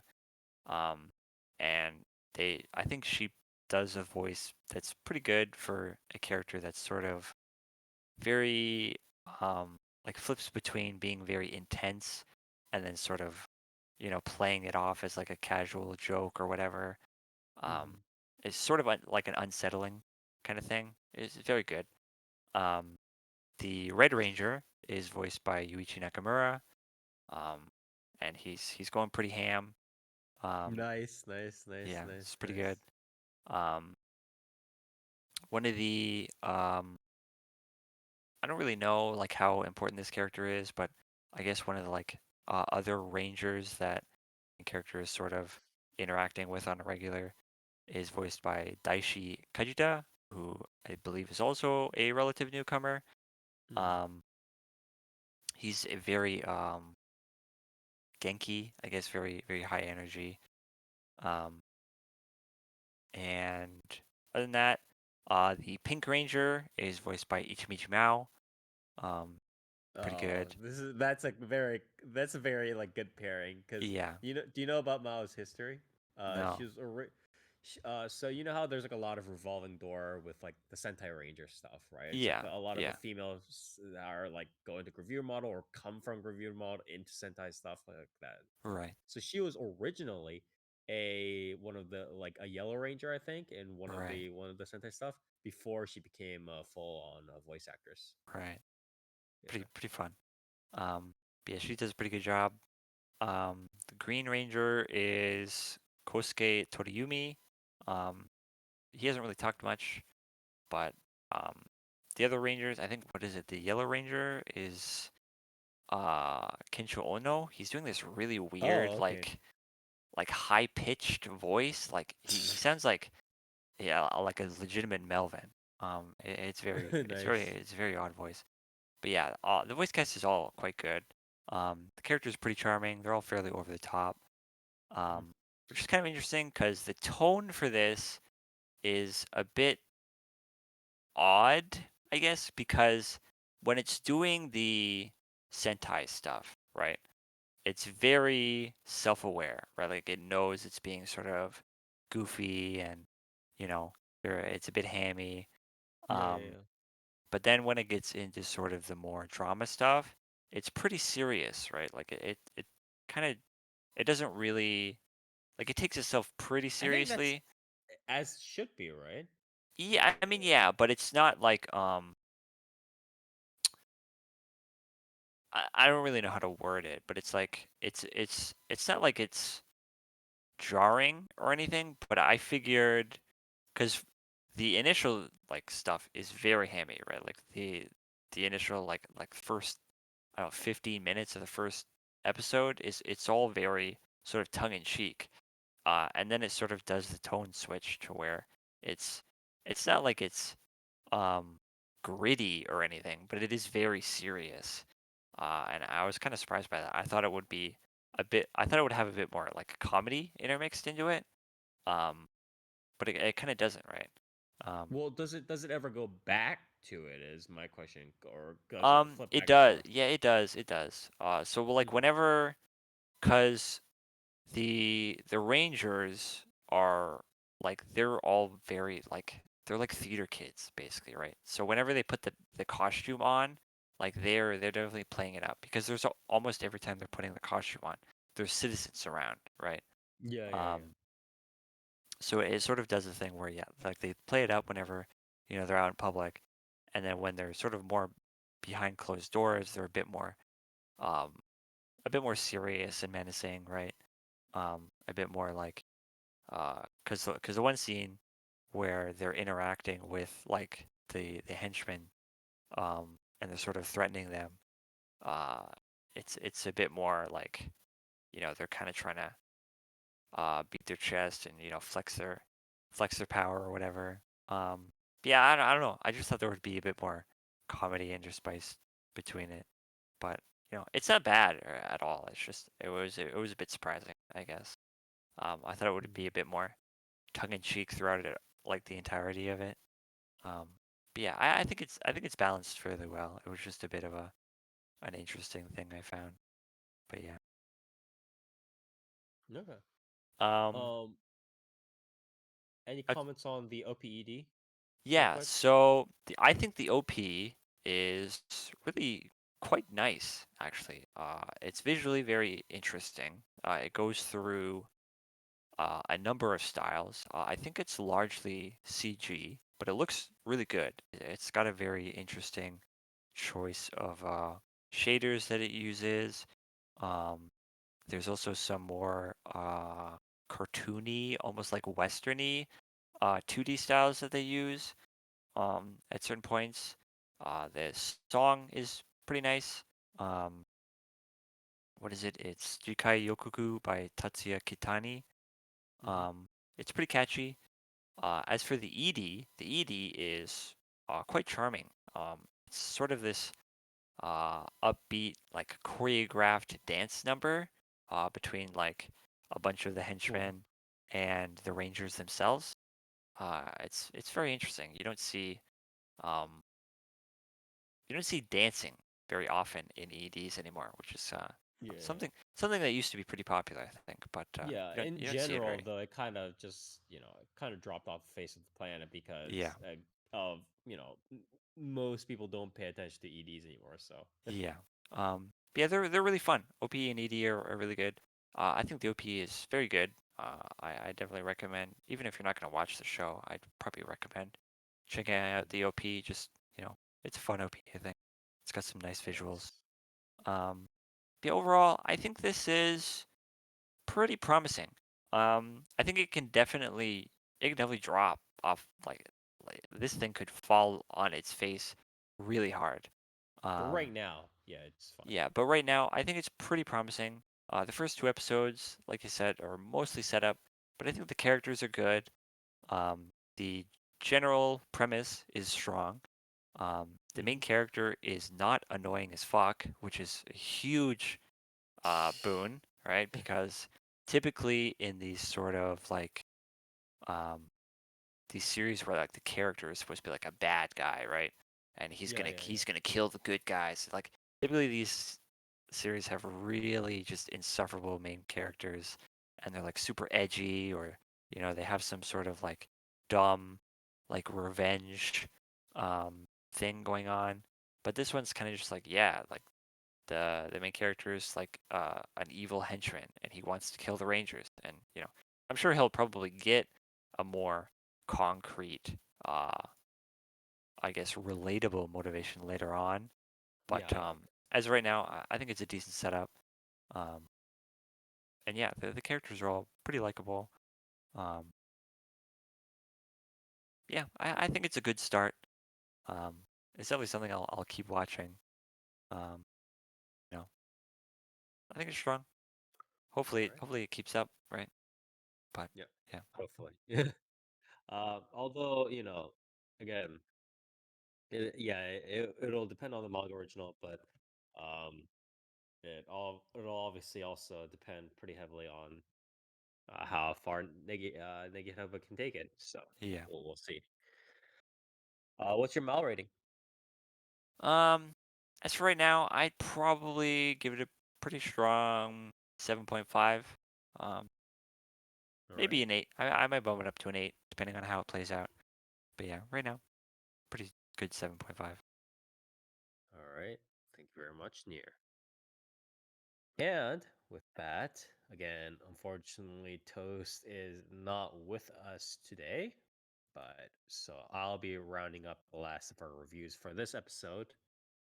And I have one of the series I think that was a little bit uh, prominent coming up in the previews, and it is Windbreaker.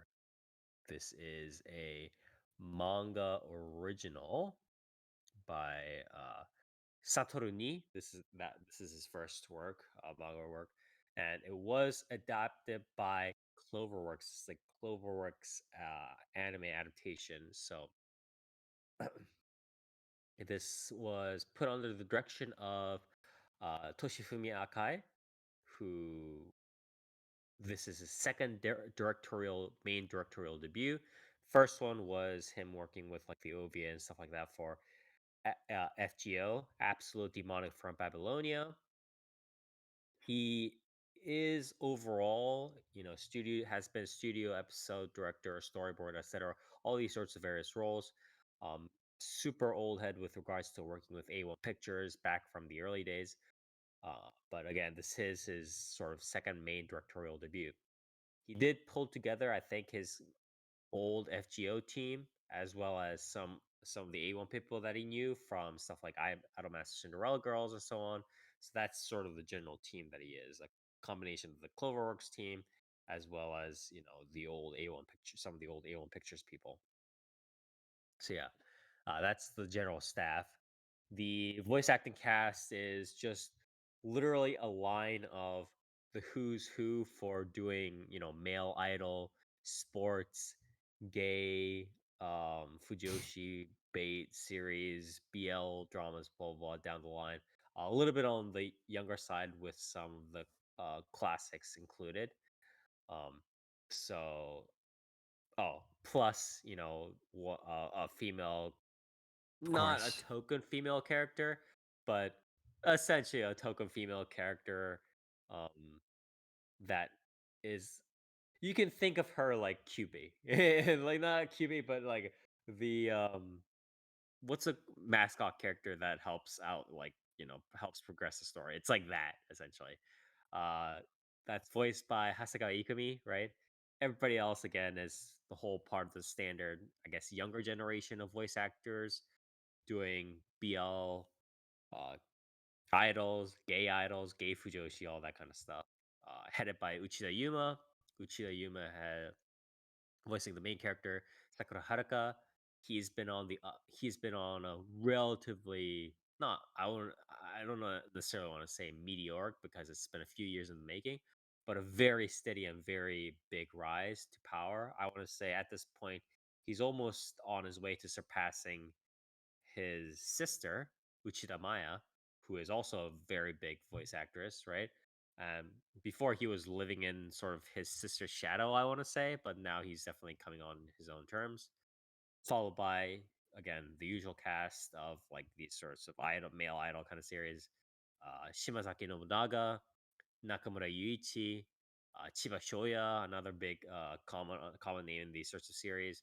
Uchiyama Koki, Umeharu Yuichiro, Toyonaga Toshiyuki, and Mineta Hiromu, which is a name I haven't heard of before, but he has done a bunch of stuff too. Yeah, he's a little bit of a more recent name, I think, but yeah. Either way, all these names you've heard before, either in terms of sidekick characters, or in terms of main, male protagonist roles. And again, in a lot of these sorts of like male idol series names. So that's the usual Goon Squad, you know what I mean? So that's that.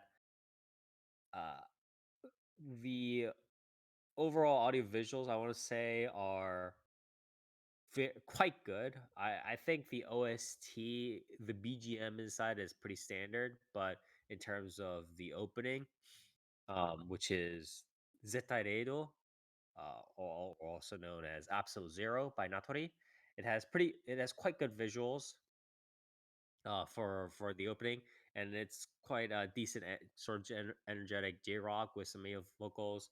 I would actually recommend it. This isn't something I don't usually necessarily say for this kind of throwaway J rock male vocal opening, but it is pretty good. So I would recommend you guys listen to it, check out the opening, and the ending is Mutaki by Youngki. So it is also a pretty decent piece of J rock, a little bit above average, above most ED songs that I've heard recently.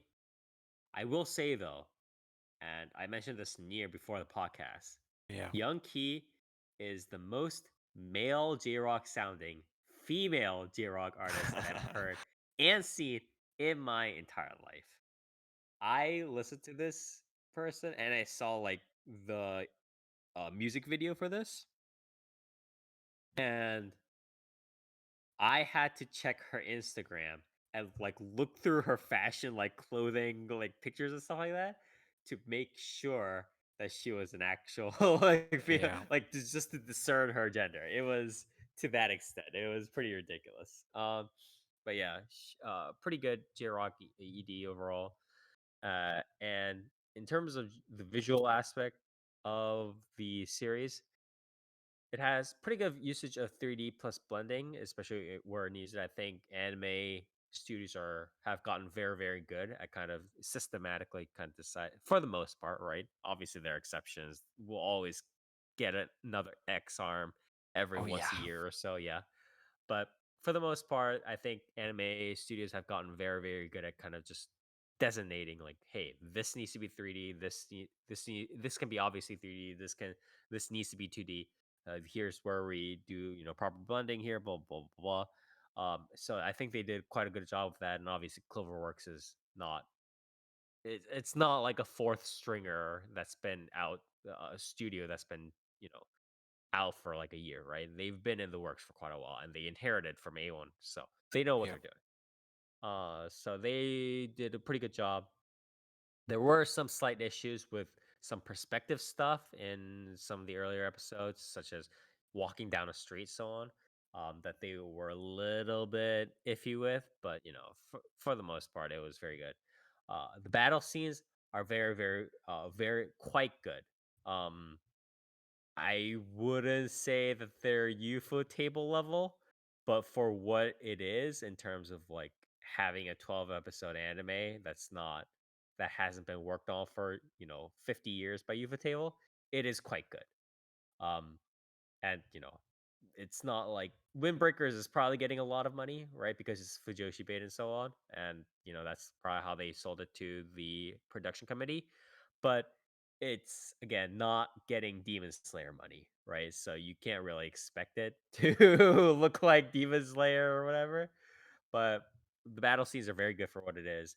There are like multiple perspectives, they they do all these fight scenes, but it's not just the standard like Jason Bourne kind of fight scenes going on. It's also their first person perspectives of like the fighting and everything, and clear choreographed references. Is not just some ninja like dashing in and out whatever and murking everybody. There's again, there's very obvious choreographed references, a more modern movie fight scene, Jason Bourne style kind of thing going on. Some of the transitions during the action scenes from fighting person to person. So when a character is fighting uh, a mob, right? There needs to be parts in the action sequence where he's going from person to person, right? And not just the scenes where he's like duking the person itself, going 1v1. These sorts of transition scenes are a little bit rough at times, where you can kind of see it's a little bit not rough but rushed. You can see kind of where it's like rushed and it's like, oh, we'll just use like a couple of in between frames for this and then quickly go on to the next interaction, the 1v1 interaction. So that's a little bit rushed, but the actual fight 1v1 when it happens and the guy has to punch somebody or deal with this guy that he just grabbed hold of is detailed very quite well. Good effects. So I would say for what it is and like what it is expected to be, it definitely went above and beyond. I can't really fault them too much for it. And the only sort of, I guess, next level above that would be again, if Ufotable had like $100 million to work on these battle scenes, yeah, they'd be better. But that's not what it is. So overall, visuals are very good, and they also like mix in multiple styles during like slapstick sequences, during discussions and stuff like that. Uh, and the character models for the anime are done very well, and they're kept in that sort of same quality. And it's I want to say almost better, or pretty much outright better than the manga designs, I would say. And what I mean by they're kept in consistent quality is that a lot of times when when anime frames have to be drawn, right? Animations have to be drawn. A lot of these original character designs, like they're drawn decently in the original kind of like in static frames and stuff like that, and in general kind of panoramic scenes, right? But when there are action sequences, or when there's a lot of movement, or when there's just like multiple episodes, right? Like later episode 7 or episode 8 compared to episode 2, right? There's like tends to be somewhat of a decrease in quality. And there also tends to be a decrease in quality between the manga and the anime. One famous example of this would be Shokugeki no Soma, right? Or anything really that has like an Edo Dojin author behind it, or not Edo Dojin, H manga artist behind it, that eventually got adapted into anime, right? We can see a lot of this with something like Hisashi works, right? Hisashi related works like Bikini Warriors or Netuke no Netuke, right? So that decrease in quality didn't happen, and not only did that not happen from manga to anime, again, the actual like quality of the models and how they were animated was kept relatively consistent throughout the episodes, which is really nice. So almost on these aspects alone, I was thinking of recommending this to Nier, um, because I know he likes these sorts of like duke it out kind of battle uh series. What kind of dissuaded me was the how the story was set up. So if I'm just gonna give a quick summary of the story because I haven't done it yet, but it's kind of whatever. So TLDR is that he there's this guy, Sakura Haruka, who is who's always been teased for having, weird fucking hair and his eye color and stuff like that and not matching eye. And everybody always thinks he's like a delinquent and he's weird and he should dye his hair completely black and just, fit in and stuff like that. And so because of that, because he's always been bullied and looked down upon, he essentially has become a delinquent. He's always looking for fights. He's always looking to become strong, because he wants everybody to fuck off, essentially, right? And if he's strong, he can get everybody to fuck off. Um, so he arrives at um, Furin High School. He arrives at a town with a high school named Furin High School, which is like essentially a high school full of delinquents and people who fight. And he's not. He's told of their reasons, but he's not really interested. His original reason is to just, duke everybody in the face, right? Because again, he wants to show that he's powerful. He wants to, um, ward off bullies. He wants to essentially be like, hey, you guys all fuck off kind of thing. So that's essentially the start of the story. And then the rest of the episodes kind of go like he gets introduced to more and more people, including he makes friends, sidekicks, rivals, enemies, blah blah, all this crap, right? And he goes through, dukes people in the face, and he as well as the other members of the cast of characters all kind of ruminate on why they want to fight, why they want to become strong, why they want to stand at the top, all of that, the usual stuff, right? And this is again the part where I am a little bit dissuaded from fully recommending it to Nier, because the initial thing was like, uh again, Sakura Haruka, the main character, being like, hey, everybody's making fun of me. Fuck off. Fuck all of you. I'm just going to duke it out. And I think if they had shot for a little bit more of something like a Wolverine X-Man kind of thing, right? Where he was just like a wild animal, and he's just like angry, and he's beating people up, and there's constant like battle sequences and chapters and stuff like that. And they have the other characters, like the token female character or whatever, kind of help rein him in a little bit more, right? um I think if that was done, and that was done slowly, and again it was a little bit more of like an X-Men Wolverine kind of aspect, then I think we could have seen something pretty decent.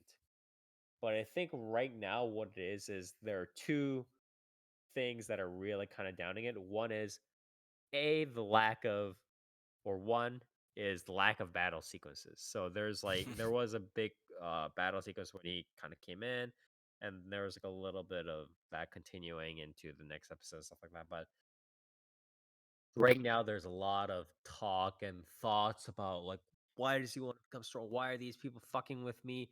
What are these guys? Why is this lackey? Blah blah. There are slight action sequences, like, so there are slight action sequences regarding to with relation to the characters getting into trouble or doing something, but there are not a lot of battle sequences. There are not a lot of proper fight scenes going on. And that's worrisome in a series that's centered around, I'm going to fight you, I'm going to fight him, I'm going to fight everybody in this neighborhood. You know what I mean? That's the whole point of the series, right?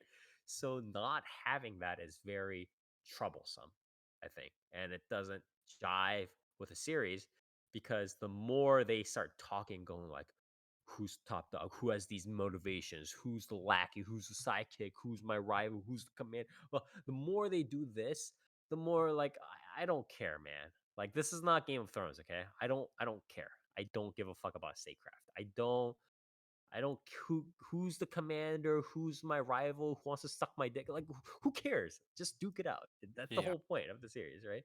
So that's the first problem.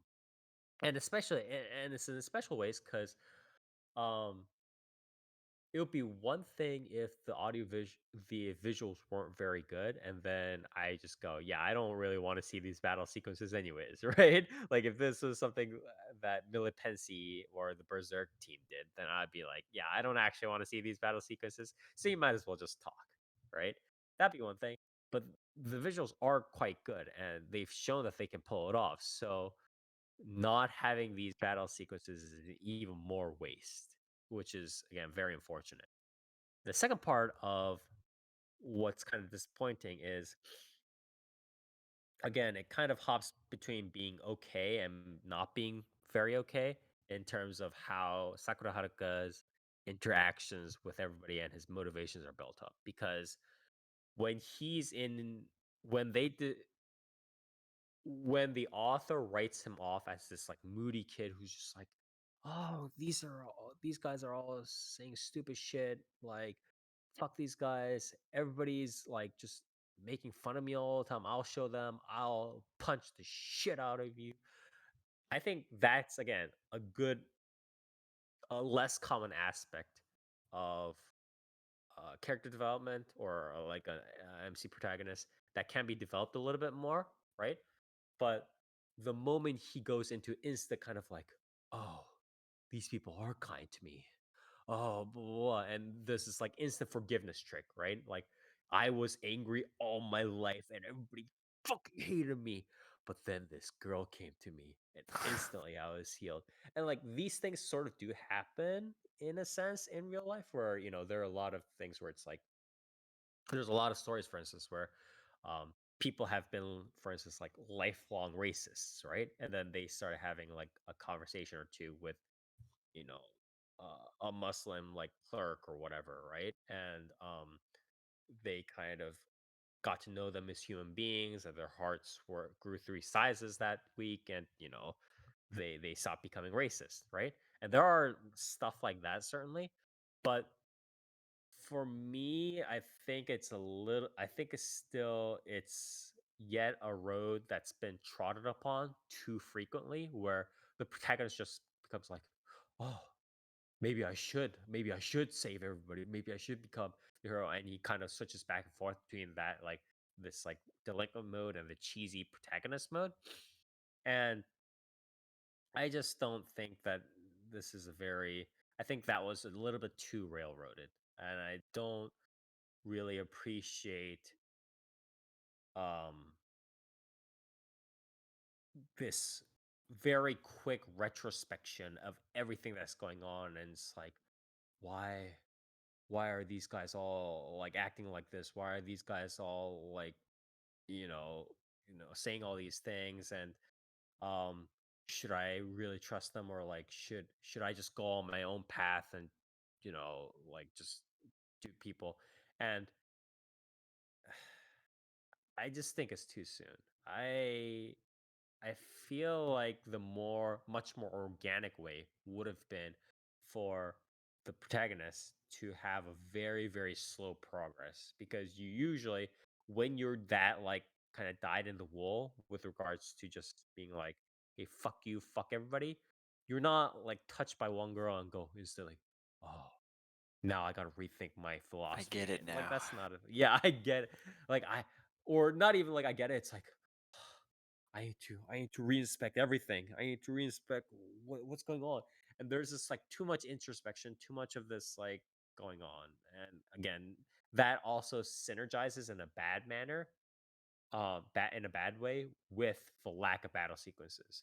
Because the less battle sequences there are, the more of this introspection is going on. And the more of this introspection is going on, the more the viewer is thinking, okay, but you were hardcore, like mad dog, ready to rip somebody's throat out a half episode ago, 1 episode ago. So what happened, bro? Yeah. What happened? So it's a very unfortunate synergistic effect. And I just wish that neither of those two happened. And I just wish that it was just him just duking it out, almost like one of those like monster of the week series that you watched, at least 1 or 2 seasons in a row, right? I think one Yeah. of them, well, which one was the one done by where the main character was the immortal guy, not the immortal guy, was it the immortal guy, by the curse guy, uh Oh, the Witch and the the MC Beast was or like whatever? Nakamura Yuichi, right, or something like that. Which one was that one? You covered that one, right? Oh, Undead Unluck, right? Yeah, Undead Unluck. I almost wish it was kind of like that Right, instead right, of right. whatever this is. Yeah. um, it's very unfortunate, and the audiovisual base, and what started out as the main character's personality was really good. And again, if that had continued, and he was just like, "Fuck this, fuck everybody, I'm just gonna run in. I'm gonna fuck you. I'm gonna punch you too." And if that, again, the progression had been much slower and kind of pulled, restrained eventually by the people around him, that would have been one thing. But this is it's just a little bit too cheesy for me, I think, and I've seen this too many times before in an anime series. So, um, I think that's all I really have to say about it. It was a good baseline, good groundwork, very good foundational groundwork. That was just that didn't live up to expectations. So, um, due to the writing of the characters into very common niches. So what's the So story with the hair? the story with the hair, Yeah. um, I forget. It was like I think it's like a genetic thing. He just has it. It's like a Uh-huh. he has heterochromia in his hair and eyes. He wasn't dumped in acid as a baby or anything. Yeah, he didn't because he was in a Two Face. Yeah, Yeah. he was in a Gotham villain. No, unfortunately not. But yeah, it Shit. is just like a genetic thing, so he just has to deal with it. But again, I would. It's so unfortunate because if it had stayed that way, I would 100% uh recommend it to Nier, and it could even have been potential for one of the best series of the year, like a contender or like one of the awards that I will give at the end of the year. Because God knows I've given it to weirder series. I've been known for giving awards to series that I think deserved it for being unique and above average, even if other people might find that weird. Again, probably the biggest example was like uh, trying to give Twin Tails the best series of the year award, but unfortunately, again, did not live up to expectations. I would have to give this a a 6 or 6.5 out of 10. Um, I would have to say that I can't say that this is below average. This is quite clearly above average, but I don't think it's that much further away from the pack that I would be like, yeah, go watch this series all the time. Yeah, do it. I can't find it in my heart to earnestly recommend it like that. So it's very unfortunate. It's just like one step, a couple of tweaks away from becoming really good. But I think the writing is a little bit too on the nose, too, or not on the nose, but it's just too cheesy. So very unfortunate. Wished it could have been better, but it is what it is. So that was my review of Windbreaker, a battle manga that I think right now is not just turning out. I think even in the later series, if it starts ramping up the frequency of battle sequences, it's a little bit.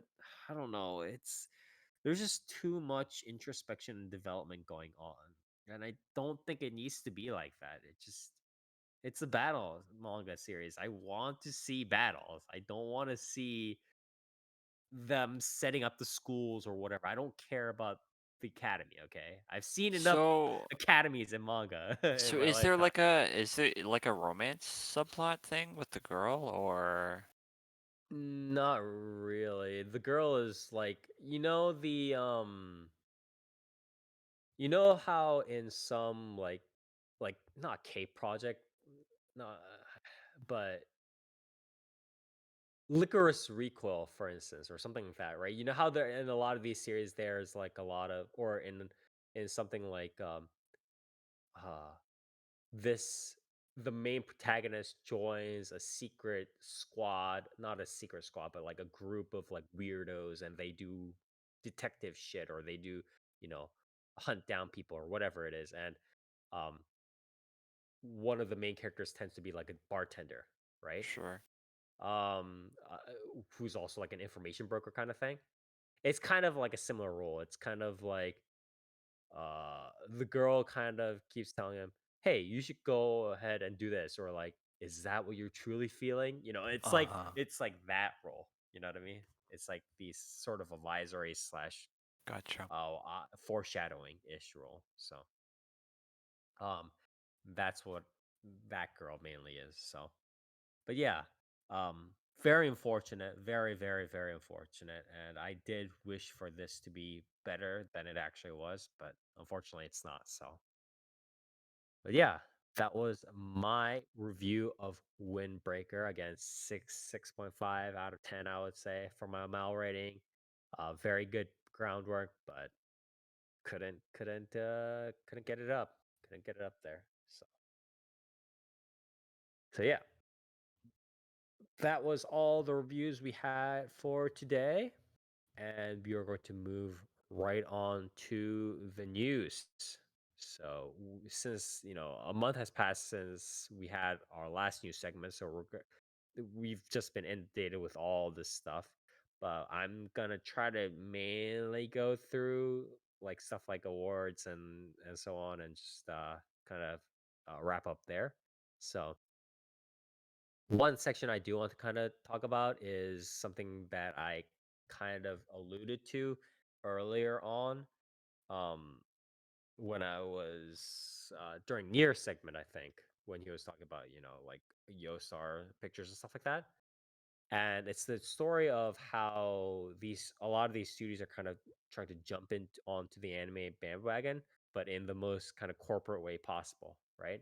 So first off, Warner Brothers Discovery president of Asia Pacific, James Gibbons, stated to entertainment news website Variety last Friday that the company's Japanese anime studio will produce more than 10 titles per year, as opposed to its output of 5 to 10 titles in past years. He Wow. stated that, quote unquote, anime is one of the best ways to reach the 18 to 30-year-old audience, which is incredibly elusive. Um, he went on to say that the company has strong anime audiences in the U.S., parts of Europe, and Latin America. I mean, the thing is, it's like the production company thing. The issue is that he's not just talking about doing production licensing, which is like one thing, right? He's also talking about expanding specifically within like doing in-house like studio and making the produce more. And I I just think that this is not a very good way to do things, because it's just more of it's the same trend as we are on this isekai train. So but we're running out of isekais. We're running out of like famous isekais to publish. So we need to go even further bottom of the barrel. It's gonna end up with everybody trying to adapt manga and light novel and web novel originals that are just bottom of the barrel shit, because they need to hit that quota of publishing 10 anime per year to attract the incredibly elusive 18 to 30-year-old demographic. You know what I mean? It's very I don't like this quota thing going on right now. But it's corporations, right? I'm not too surprised that they're doing this. And the other one as well, WW Wave Corporation. So if you guys don't know about this, this is, I think, the umbrella company that has one of their labels slash companies slash departments is, um, I think, yeah, WW Wave Corporation was established in 2010, and the company has since launched the digital manga site Comic Festa and its WW Wave Comics brand. The company produces more adult-oriented manga with boys' love and mature romance. The company also has the shonen label Trahison, featuring manga with shonen themes and a quote-unquote large splash of fan service. WW Wave Corporation also owns the Anime Festa programming block. Yeah. So, wow, it's already been 6 years since the Anime Festa started. I could have Yeah. sworn we we were there when the Anime Festa started, right? Yeah. Fuck, god damn it. um, but yeah, these guys are saying that it is planning to release 4 new anime each year starting 2025. So they're trying to be very like clockwork, per season, which is like, I guess 4 each year is like fine, because that's like a very standard per season kind of thing. But like this whole, like Do we bigger really need companies doing Anime like Festa 10s. 4 times a year? Yeah, that too. Like this is already like 4 smut series per year. Where are you even gonna find that many smut originals to publish that? I guess with smut, the quality doesn't matter as much because you're already publishing stuff like, oh, I met the priest, or the what was that series where it's like the office lady was Yeah. having sex with the monk or whatever it was, or Yeah. stuff like that. But it's like that at least that doesn't matter as much. But this is still going to serve as an example to other corporations, right? They're gonna the higher ups, the people that don't know anything are just gonna be like, well, they're making 4 anime a year. Why are we making 8 anime a year? Right? And it's just gonna be a race to the bottom in terms of quality of animation as well as the quality of the stories that they pick. Because they're gonna pick, you know, today they might pick Harubanegi series, right? And the next day they're gonna pick freaking some garbage tier fanfic writer from Shosatsuka Neuro. I mean, they're already doing that, but they're gonna pick some guy who's writing about fucking student council, female student council, panty shot, whatever's right, and it's just gonna be again a race to the bottom. And I just really, really don't like the idea of these quotas. But what are you gonna do? It's corporations. Um, some more numbers on like the market end.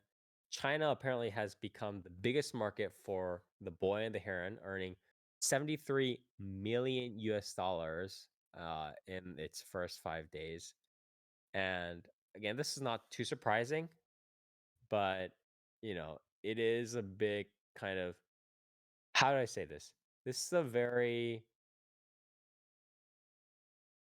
important time in, I think, anime marketing and kind of distribution history, because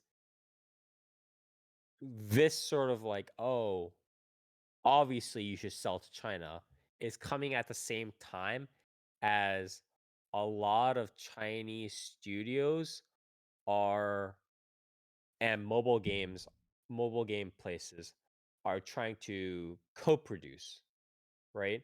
They're trying to Yeah. co-produce. They're not just subcontractors. They're not just like, just some small studios that are working alongside um Philippines, Malaysian studio, subcontractor studios somewhere out there with a couple artists helping out with in between frames. These are like specific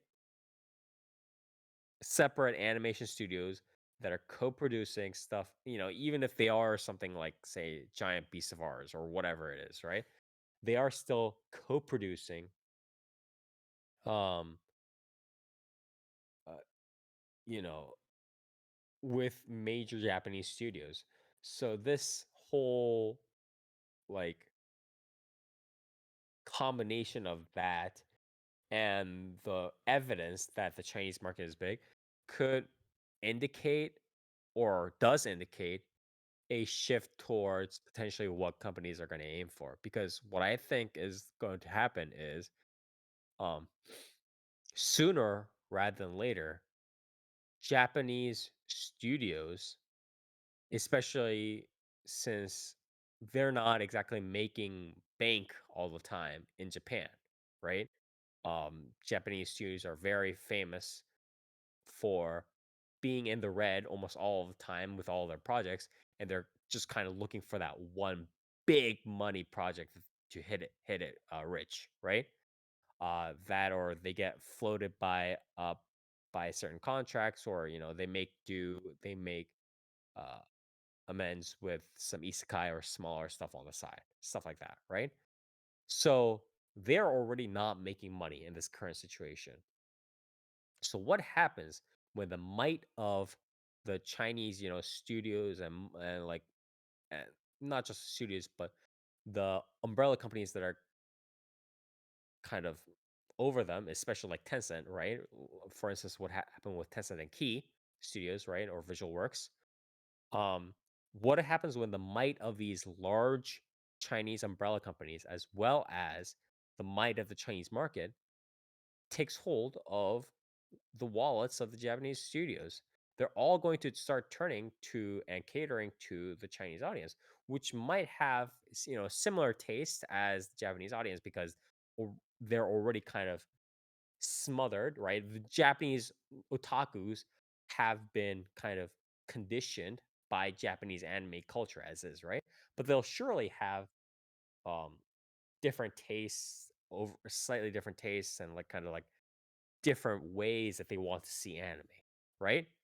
So that's going to heavily start affecting, I think, the Japanese studios, because I think honestly that they're just going to turn to the Chinese audience. They're just going to be like, our audience is outside of um some cultural nods, right? Outside of some directors and producers being like, no, we want to keep Japanese anime Japanese. Like Yeah. outside of some directors saying that, and those directors are usually, they already have the money that they want anyways.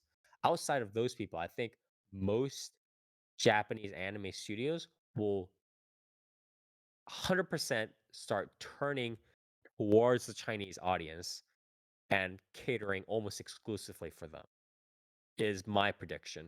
It might be a hot take. I don't know, but I do think if you look at the news that we've been going through, the writing is on the wall. It is Japanese anime will not cater to Japanese audiences or to Japanese culture for long. It'll shift towards Chinese cultures because that's where the money is.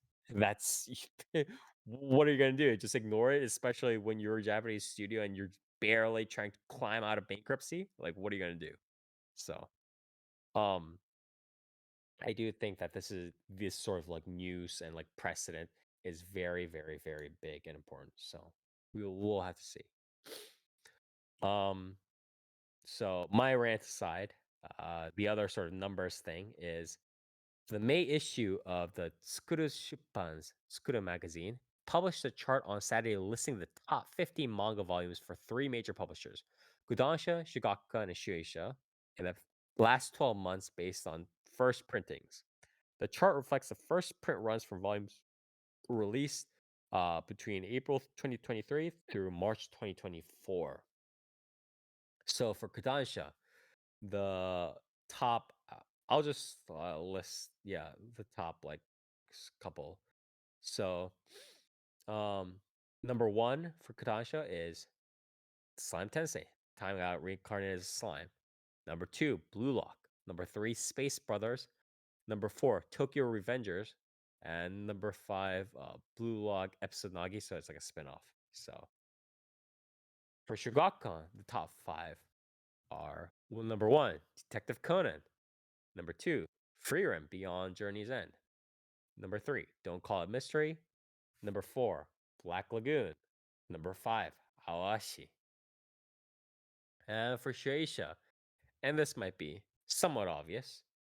Number one, One Piece. Wow. Number two, Jujutsu Kaisen. Again, pretty obvious, I would think. Heard of it. Although, like after I think Attack on Titan, I don't think any other series has made quite a big dent. I think what so like when Attack on Titan first came out, I did actually run the numbers on like an Excel spreadsheet, and I think historically Attack on Titan has taken the most chunk out of quote unquote market share in terms of like sales sold compared to One Piece. Um, Even relative to all the other like big series. Like for instance, like Naruto and Bleach and stuff like that did not make as much of an impact as Attack on Titan did. So I think that record has not been beaten yet. Um, but Jujutsu Kaisen has certainly gotten close, I think. Yeah. But Jujutsu Kaisen, number two. Number three, Spy Family. Number four, Kingdom. Number five, My Hero Academia. So, a very standard list, right, from Shueisha. So, yeah. What is interesting though, I want to list a couple of ones after. It's like number for Shueisha, because it's like the biggest. Number six, Chainsaw Man. Number seven, Kaiju number eight over number eight, Oshinoko. Number nine, One Punch Man. Number 10, World Trigger. So, um, Kaiju number eight is actually coming off the books, and it could be, it could have a very high peak for a while. So we'll see. Yeah. Probably with the show coming out. Yeah, exactly. That's also how Attack on Titan became viral, right? Because Yeah, of it course. wasn't Because like Attack on Titan wasn't really that popular before it was like the number anime came 13 out. or something like that, right? Like in Yeah, terms of and then sales, Oricon sales. Yeah. it fucking absolutely skyrocketed after the anime. Yeah. It's like, thank you. I'll just take 32 million sales. Yeah, It's everybody's yeah, like, what? Like, excuse me? I'll just casually be Oricon number two after the anime hits. yeah. Yeah. So last kind of spat of news will be just like our awards kind of stuff because everybody loves awards news. First, the executive committee for the 17th Manga Taisho Awards. Again, these are kind of like awards done by like bookstore owners or like bookstore clerks, uh, manga artists themselves, stuff like that. So it's not just any like random like manga or whatever. So a lot of these titles are good readings. So you should check some of them out as well. But yeah, the executive committee for the 17th Manga Taisho Awards announced the winner and full points breakdown for the awards on Tuesday during the awards ceremony. Blah blah. Uh, so Doronoda Inuhiko, Doronoda Inuhiko's Kimi to Uchu o Araku. Uh,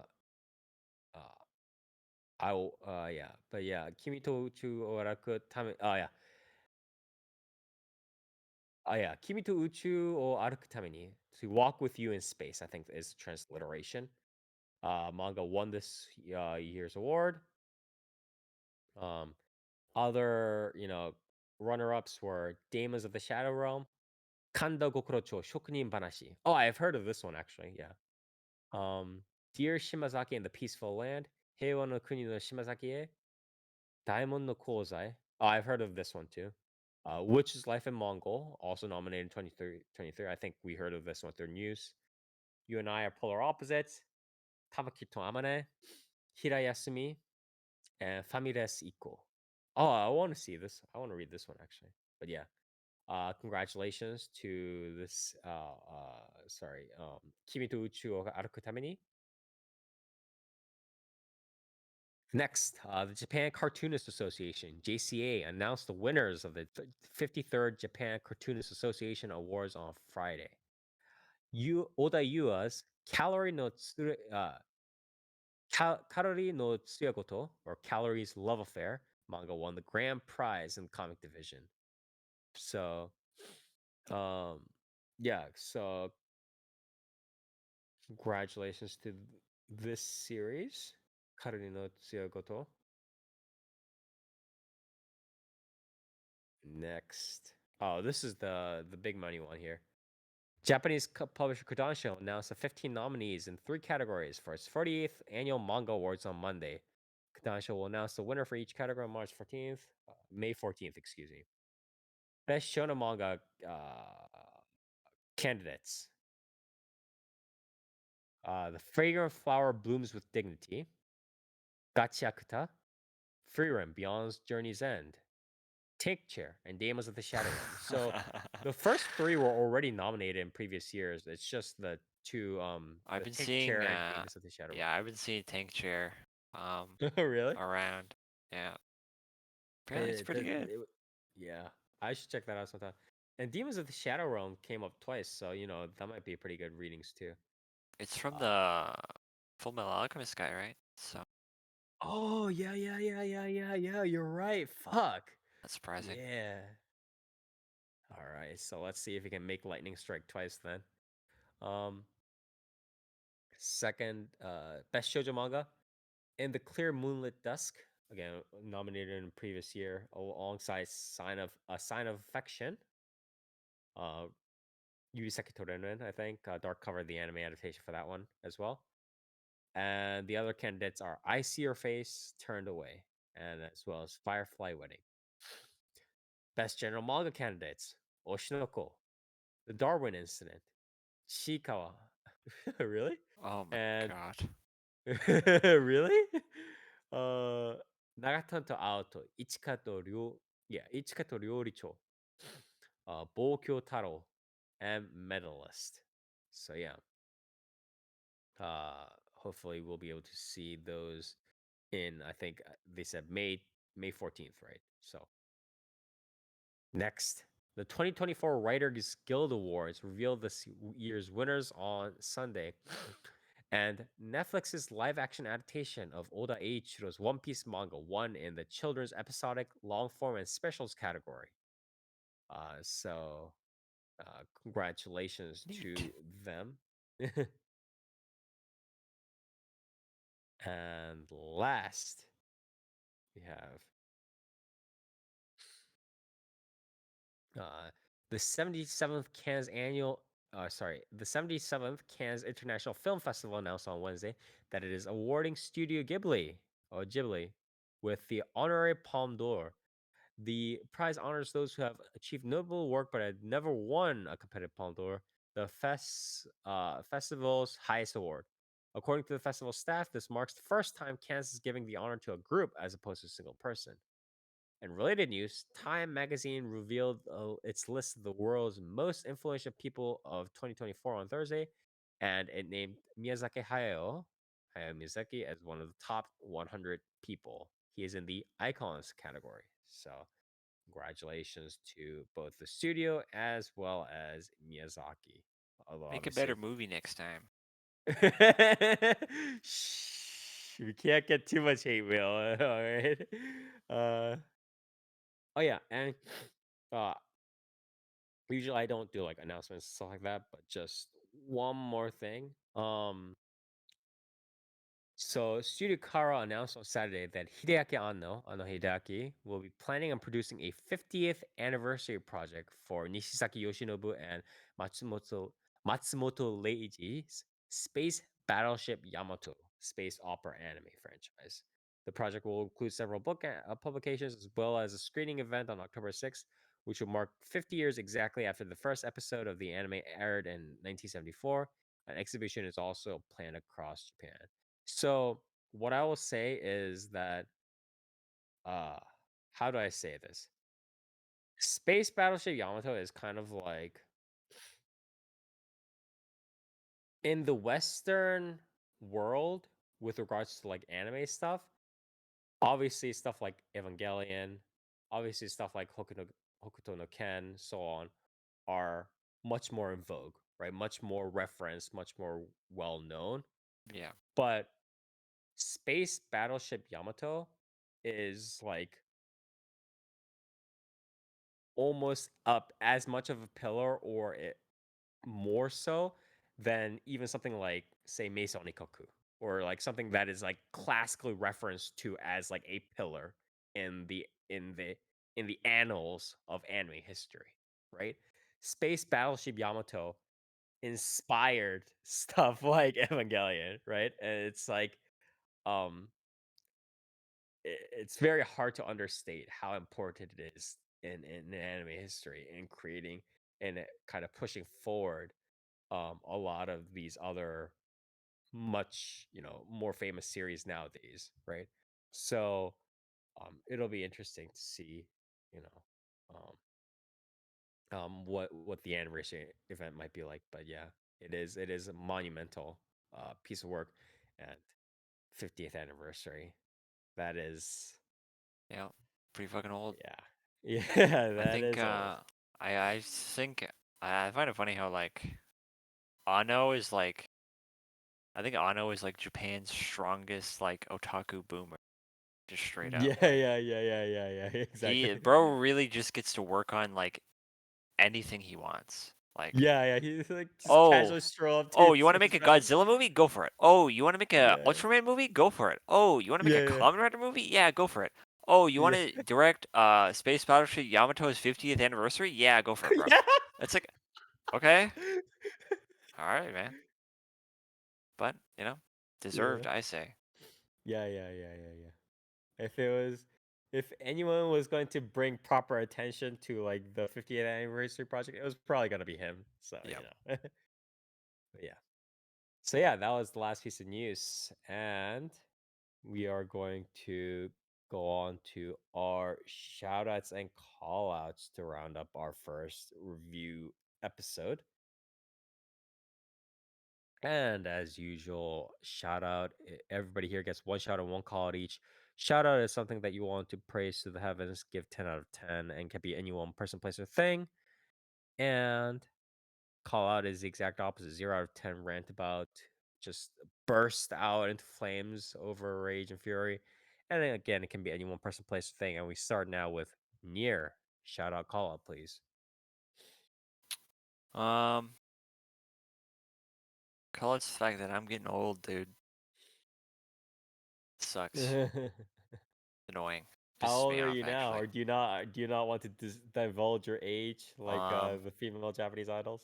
Yeah, what am I, 28 now, I think? Yeah. Oh, okay, nice. You're Cringe. still young. Yikes. You're still 28-year-old, young. you're literally a 28-year-old man. But yeah, it sucks. I hate that shit. I hate time marching forward. It pisses me off. Yeah. People. You know what's kind of unfortunate is like people keep saying stuff like, once you hit 30, It's you suddenly over. get all Yeah. these aches. Yeah, it's over. You just crumble. It's like Yeah. Thanos like getting snapped. But you start getting all these aches and stuff like that. And I have always thought myself of like, it doesn't matter what the kind of condition is, I'll just kind of, keep exercising, keep trying to, push myself and stuff like that. But there are certainly, and I don't want to admit this to myself really, to a certain extent, there are certainly some aches that appear here and Yeah. there Yeah. at times. Every once in a while, it's like, why does that hurt now? Yeah. God damn it. I thought I put that in for maintenance. Yeah. Yeah. Yeah. No. It is what it is. Yeah. As for shoutouts, I don't know. I feel so much shit happening. Yeah. Shoutouts, I guess, to the Nikkei 1.5 anniversary celebration. Looks pretty cool. Bunch of free shit. A lot of free shit. I like free shit and gacha games. I think when gacha games give out free shit, that's when it's the best time to play. Yeah, because all the other times it's so painful because you're trying Yeah, 'cause to you're doing scrape dailies. up. Yeah, pretty much. But yeah, looks exciting. The new units are cool. One of them is free. Wow. Nice. Pretty good. Thank you. Near Dark. Shout out call, please. I'm gonna shout out. I'm also gonna shout out the Nikkei. 1.5 anniversary. It looks really cool. I like those skins Yeah. and the new Nikkeis. But yeah, I think my call out. Yeah. I think I'm gonna call out. I'm gonna call out gamers again. I'm gonna call out awesome gamers. Gamers. Yeah, love them. Love those guys. God, dude. Just like the willingness, like specifically like the willingness, like just the discourse around fucking Helldivers 2 is like finally starting to crack, and it's like kind of enjoyable because like it's just vindicate, it's just raw vindication for me over and over again. Where it's like I get shit on for being like, you know, Helldivers 2 is doing literally nothing different. It's just a like fun core idea.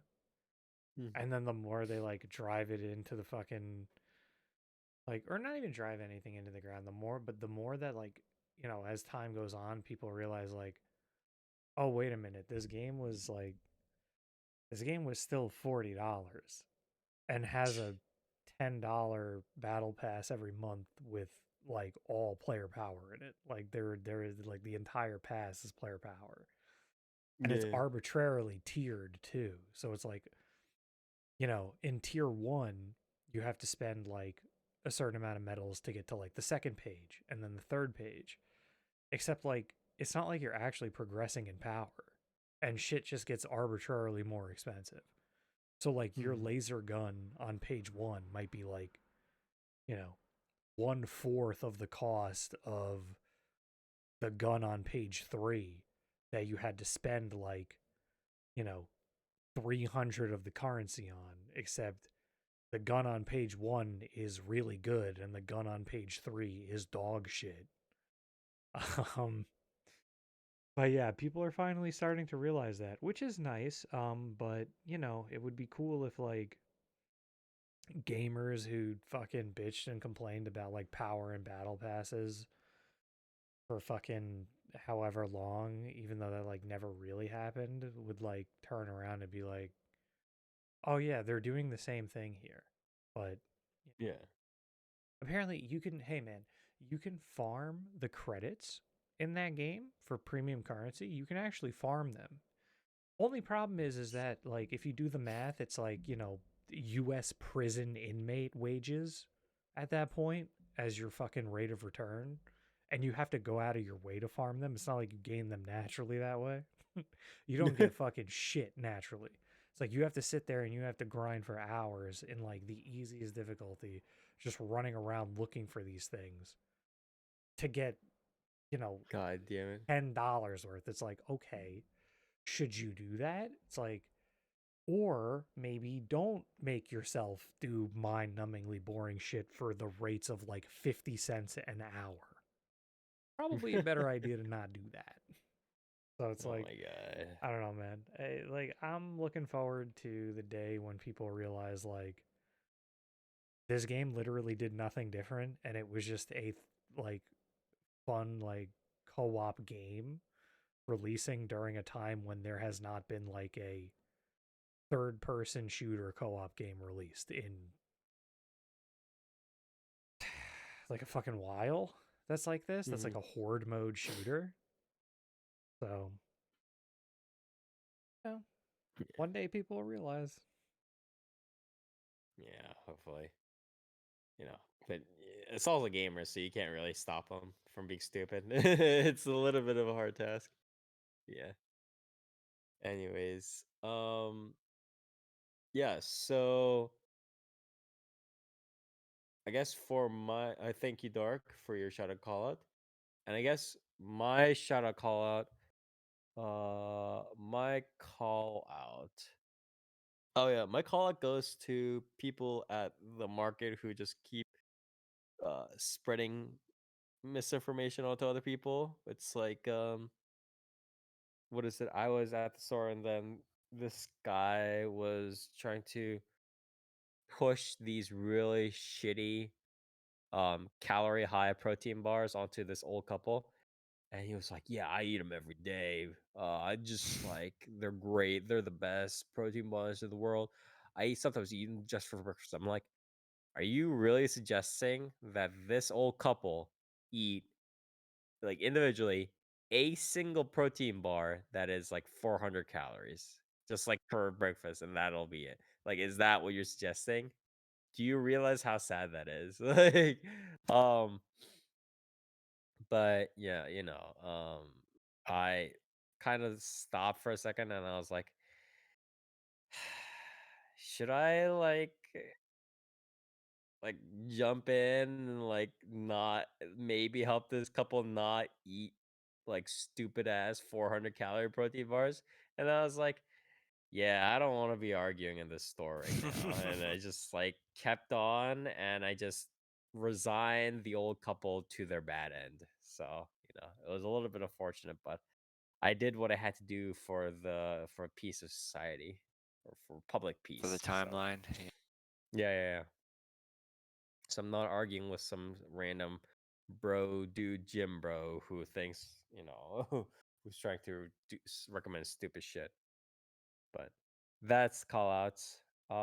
And shout out is actually to Korean I guess the future of Korean Japanese voice actor communities. So happened was um there so before, I think, so what had happened was, and if I had to say this a little bit correctly, Korean voice actors have always been a little bit on the quiet, not quiet, but like they haven't been idolized as much as Japanese idol or Japanese voice actors and actresses have been. And what I mean by that is like at this point in time, Japanese actors and actresses are quite clearly like brands unto themselves, or they're trying to make brands unto themselves, right? And they're trying to be out in the public sphere when possible and be like, hey, hire me because I'm also a fucking famous voice actor, actress, whatever. And they can kind of afford to do that because Japanese anime sells so well. Korean voice actors, actresses, obviously have not had the same level of popularity as some of the more famous people out there, right? Um, but they have started coming into the public sphere, especially with the rise of social media, with the rise of um, more and more dubbings for popular mobile games, especially Genshin Impact, right? That really helped popularize a lot of stuff. Um, the popularity of um, Korean domestic like visual novels getting a lot of voices, and that becoming popular with sort of the um, otaku fan base, right? Who are into anime but also wanted to read visual novels um, that weren't just like fan translated or whatever, because there's not a lot of like localization efforts proper in Korea. So a lot of these Korean voice actors came into their own now, have become famous, but they obviously haven't really it's been kind of like a gated wall between them and the Japanese voice actor community. So recently, one probably one of the most famous, if not the most famous, current kind of um, voice actors in Korea named Nam Do-hyung. He is most famous for his voice for doing um, like Fairy Tale Natsu. He did Rocket Raccoon in the Marvel Cinematic Universe. He's the voice of Mickey. He did Spider-Man. He's done Tartaglia. He did what is it?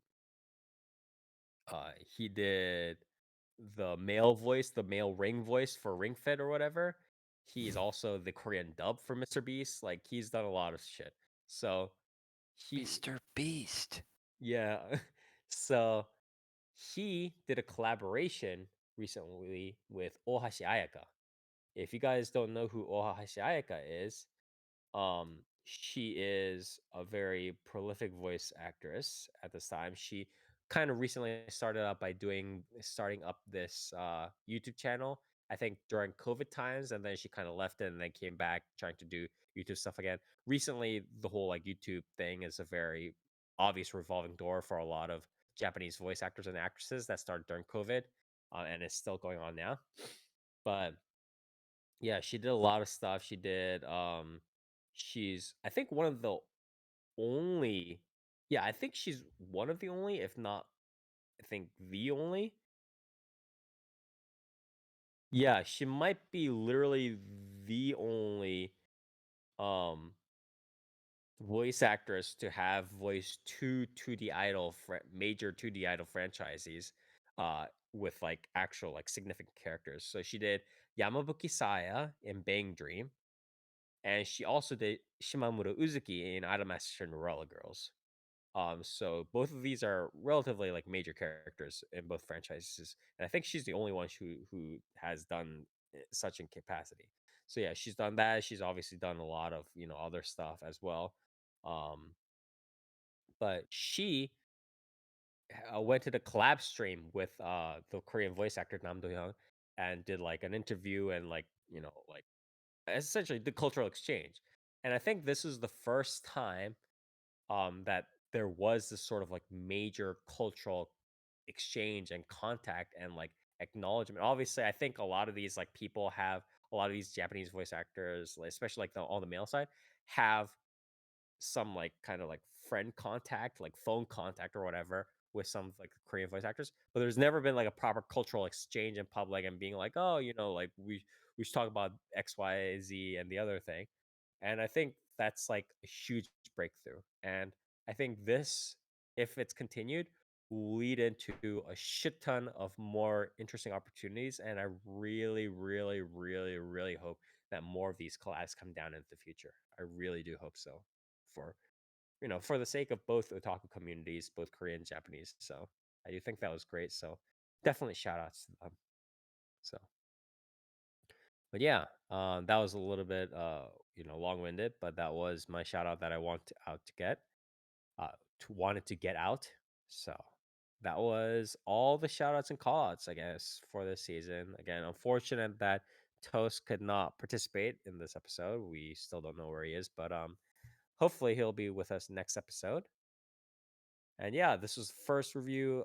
We will be having likely four more episodes after this one, and then doing a preview after that. So we'll be keeping the same schedule where we will be having the preview show probably during when the first episodes of the next season air, which is a little bit awkward at times, but it's a little bit better for some of our review episode purposes. So yeah, so until next episode, again, if you like what we do, we stream our podcast and recording every other Saturday starting from 10 p.m. Eastern Standard Time over at twitch.tv/4PlayerAnimecast, again with the normal 4, where we talk about the latest and greatest in Japanese anime, manga, light novels, web novels, visual novels, and so much more. So check us out here as on VOD format as well as our live stream.